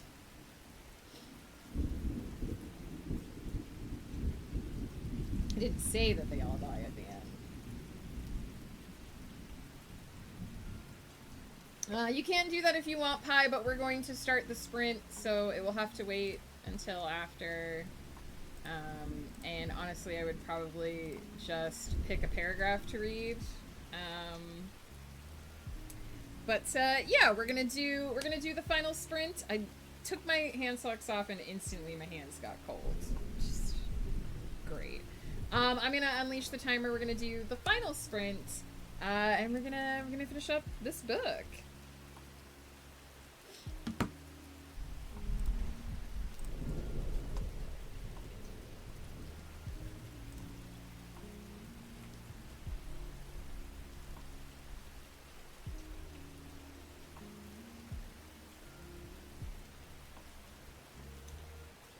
Oops, I put that line break there for a reason.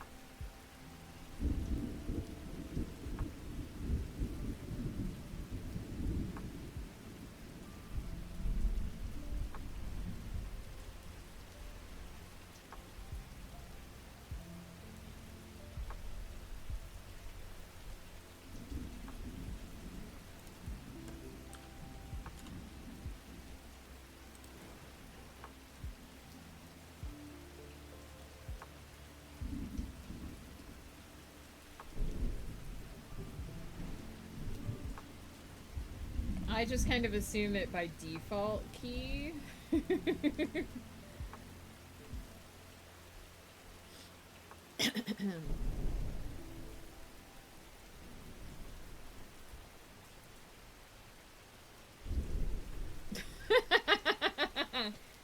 Hey, I too can be a little shit sometimes. Take that.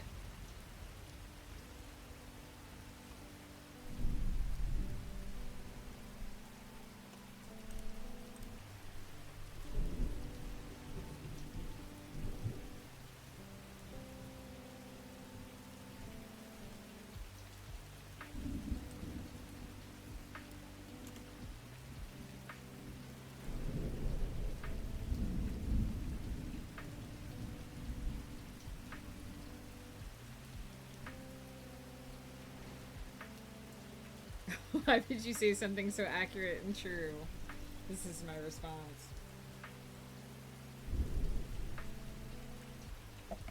There you go.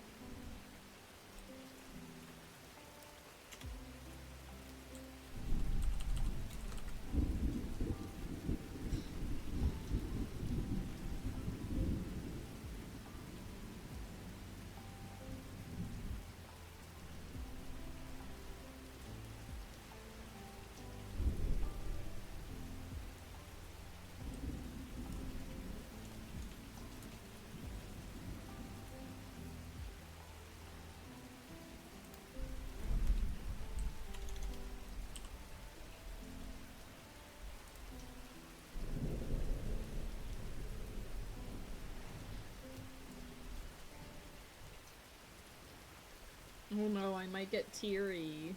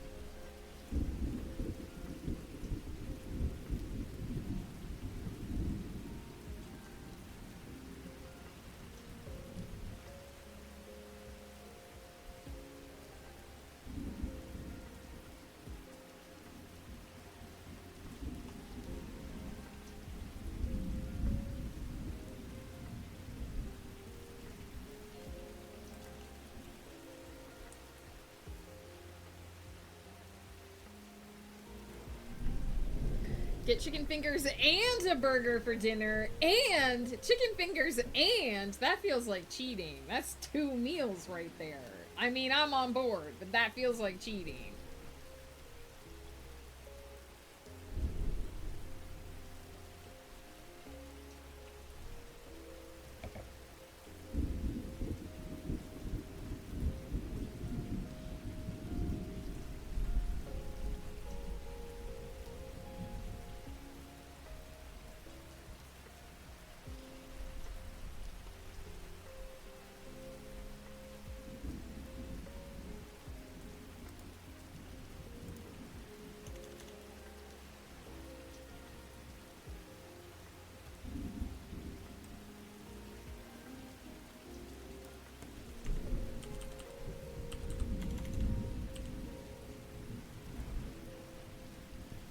Ah, I see. The burger is for Miz. That's fair. Chicken fingies for you, burger for Miz. That makes sense. I thought you were gonna eat the chicken fingers as the side for the burger, and I was like, bold. I like it, but bold. Yeah, it is literally 2 meals. I guess that's why it's 2 meals.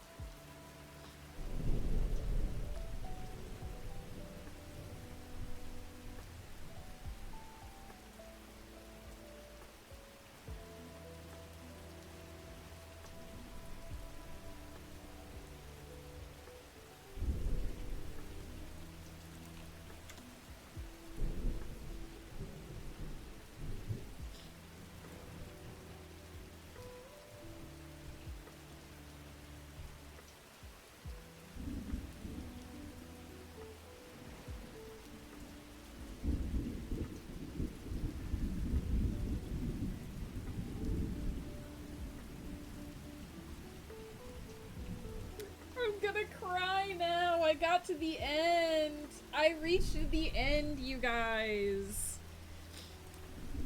OMG. I did it.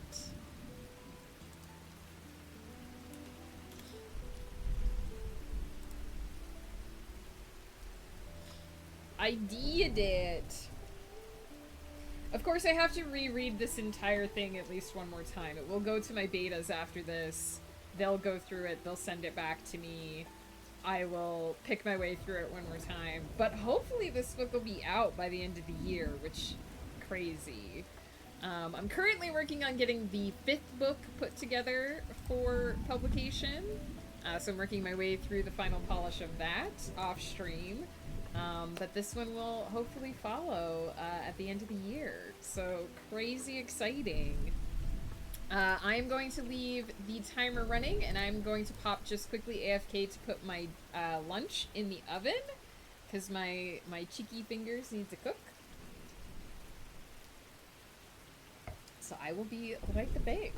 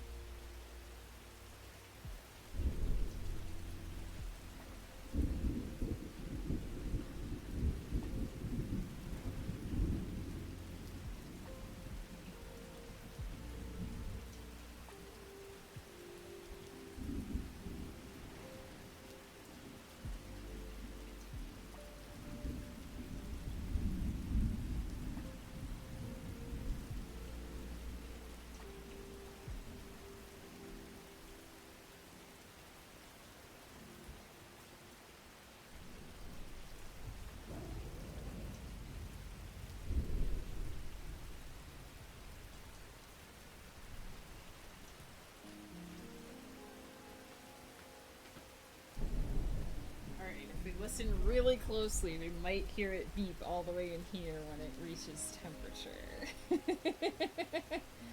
Everyone having chicken fingers makes me want some, even though I already planned for pasta. I feel like you had chicken fingers last week, and that was what made everybody else want chicken fingers.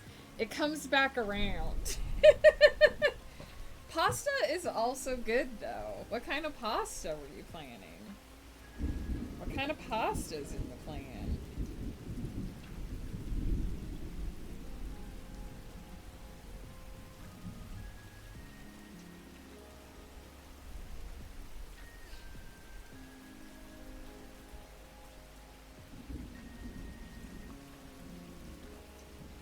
I feel like that is correct. I do remember that I do remember that at some point there was a photo of Dairy Queen, and everyone was like, chicken fingers.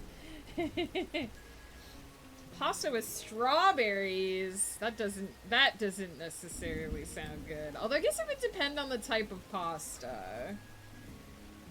Alright. Whilst the sprint is finishing, I am going to actually load up Firefox. Potentially look for someone that we can raid.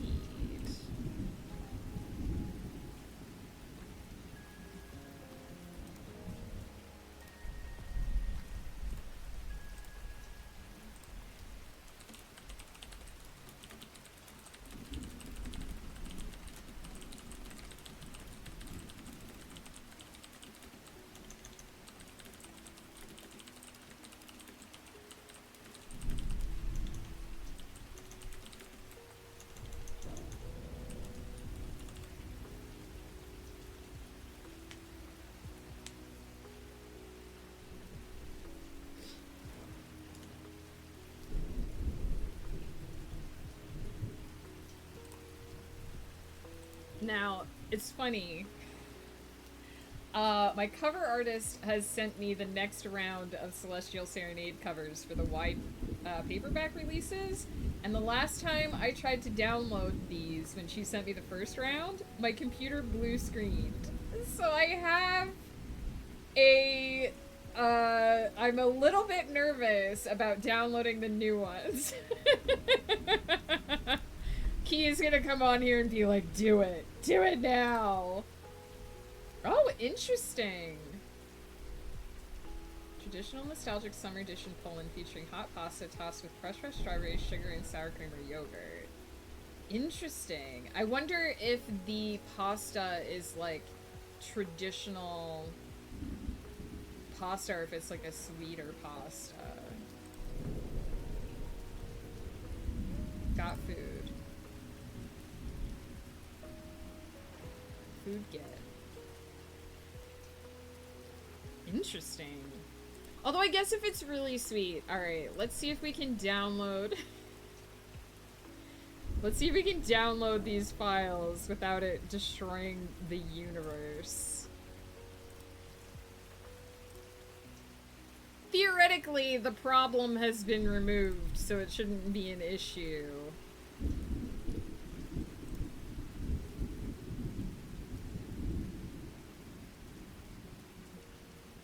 Oh yeah, Firefox isn't asking me where I want to download lately, which is annoying.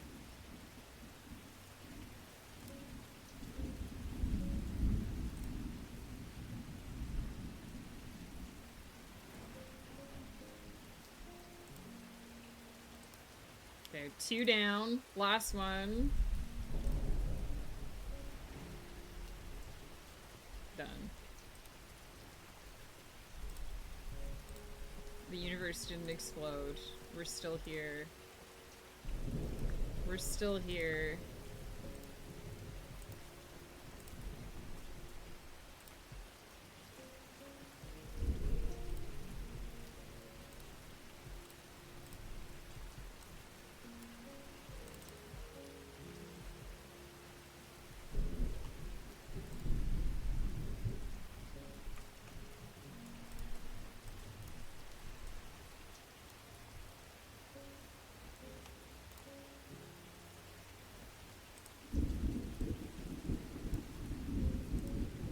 We're still here.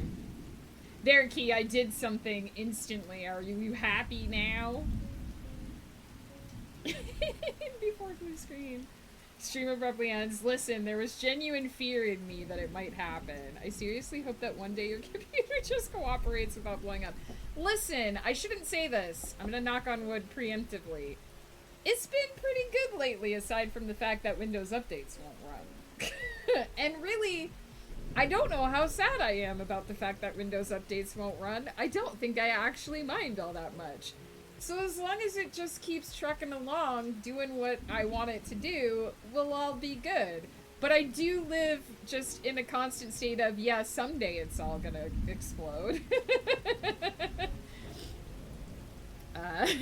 There's very much a part of me that's like, you know, the day is coming. Now, how close do we think we are to this spirit? How close do we think we are to this guy popping up? Windows updates not working sounds like a feature, not a bug. It's funny, I was saying this earlier. It updates, it runs the security updates, it runs the Windows Defender updates, it runs the security updates, it runs the driver updates. It's literally just the cumulative updates that don't run, and I think those are literally just features. I mean, Key can correct me if I'm wrong, but I feel like those are just the feature packs. Because the last time what happened was, I was running the update, it updated the drivers, and then it got to the security update, and it ran that, and I was like, oh, the security update is running, it's gonna be fine. It's running the updates. And then it tried to run the cumulative update, and it was like, it failed. I was like... Okay. So I had the new Windows start bar for a day, and then it erased itself. And then I'm just over here like, okay, now I am at the point where it's about time for me to unleash the Windows updates and let them try to run again. And I'm just like, what gonna happen this time? So it's so weird. It's like, it took me a while to realize too that I was like, oh, it's literally just the feature updates that aren't going through. So I'm getting the security updates. I'm getting like I guess important stuff. It's just the feature updates that don't go through.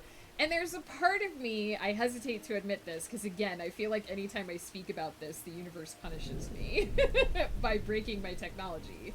There's a part of me that's like, this is the dream. My computer functions, it won't update, so it won't stop functioning, but it's secure. So there's a part of me that's like, I'm not gonna touch it as long as it keeps going. But then there's a part of me that's like, what if it works this time? What if it actually works this time? Is that worse than if it keeps failing? Now I'm like, what if it actually does what it's supposed to do? How am I gonna feel about that? Although they have said that they're gonna, I don't know if they've rolled it out yet, but they have said that they're gonna add the ability to pause Windows updates like indefinitely. So part of me is like, that would be cool. But I guess I'd have to update to get it. But I don't know if they've rolled that out yet. They've promised they will, which isn't the same as them actually doing it. This is why I broke updates on my work laptop. I do feel, I was really nervous about it at first. I do feel better about it. But the stressful thing is that I have to let it try, right? I have to actually let it try to run the update, and I don't entirely know what it will do, and that's the stress. I like knowns. I feel like people will have known this about me by now who have been hanging out for a while. I don't like unknowns. I don't like uncertainty. I don't like hitting a button and not knowing exactly what's gonna happen after I hit that button. So, like, I feel like there's an 80% chance that I'm gonna run the update and it will do the same thing it did last time, which is it'll run the driver updates, it'll run the security update, and then it just won't install the cumulative update, and I'll be like, okay, whatever, pause for 5 more weeks. But then there's like a 20% chance, I guess, maybe, that it will actually like do the update, and then I'm like, oh shit, what if the update gets wonky or whatever? I don't know. Peter got distracted with 2 dinners. What 2 dinners are you eating, Peter? It's weird that it broke itself. It is, but also I have Googled this a couple of times, and it's like enough of an issue that it happens to other, like it comes up when I Google it.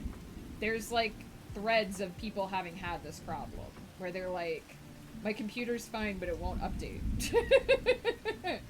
And I'm just like, I don't want to get into heavy troubleshooting because I don't want it to stop working. Like, I'm always of the fear that if I start poking at something, I could make it worse. And right now, the only point of stress is that I occasionally have to try to run updates, and that's always been a thing. For as long as I've been on, like, since the update to Windows 10, that has always been a thing for me, that I've just always stressed out over Windows updates. I've always had on and off issues with them. I've always had on and off stress with them. It's not a new thing. It's just a part of owning your computer for me. So there's part of me that's like, as long as this is where we're sitting, this is where we'll sit. And if something goes horribly wrong, he is like literally salivating over his keyboard to receive a message from me saying, hey, something went wrong. So I guess I'm prepared. I guess I'm prepared if that happens. But like, not to get like too deep in the weeds, because I do have lunch like in the oven, but you know, I've gone through sort of the process of looking into, can I switch over to Linux, and what are the logistics of that? And honestly, the logistics are not great. Like, the headache of switching over to, like, genuinely switching over to Linux and trying to do all of the things that I need to do on a regular basis is not really there. It would be at least equal of a headache to what I'm dealing with now, and it would be an upfront headache to switch everything over as well on top of that. Like, I even, for a hot second, considered a Mac, which is insane because I hate everything Apple related. So, like, I've done all the digging, I've looked into a bunch of different options, and, like, as long as this is where we're sitting, this is where we sit. So... And I keep reminding myself I've got an emergency fund. I've got an emergency fund for if this explodes on me, it's only lost time. I made a stir fry, but it was gross, and so I had a bacon and cheese bagel. Wait, what? A gross stir fry? Stir fry's always good. Well, I guess I shouldn't say that. It is possible to have a bad stir fry.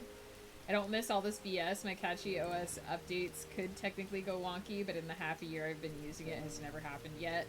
I did have a friend who I talked to about setting up a Linux drive, and he was like, oh yeah, my Linux just died on me. So that is also apparently a thing that can happen. Today's lunch is leftover chicken strips from yesterday. Fixing computers is like cocaine to me, so I'm always looking forward to the next fix. He's like, I gotta break a computer. I gotta break a computer so I can fix it. Sounds like if Windows keeps giving you security updates but not AI slapped you in a good place. Pretty much, honestly. Like, I can't find it in my heart to be sad about it. Since I went Windows 11, 0 problems. That was how it was for me until October, and since October I've had nothing but problems. But, you know...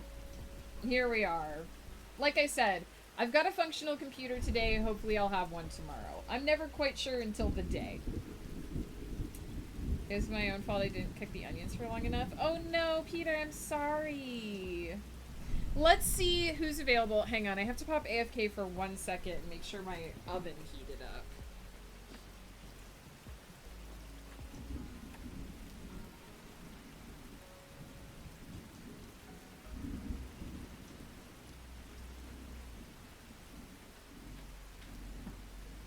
It did, we did. I didn't hear the beep.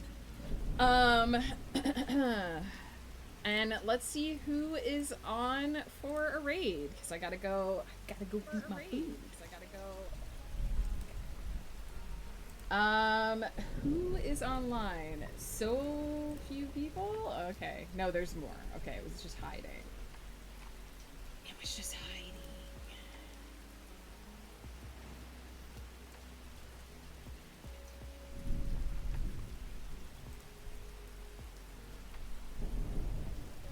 Oh. Someone I don't think we've raided in a while. Who's wearing a nice maid costume, it looks like. Ooh la la. We're gonna raid Nerdarine. It looks like he's been going for a while. But we're gonna go say hi. And then if we head off elsewhere, we'll meet a new person. People really need to stop texting and driving. Yes.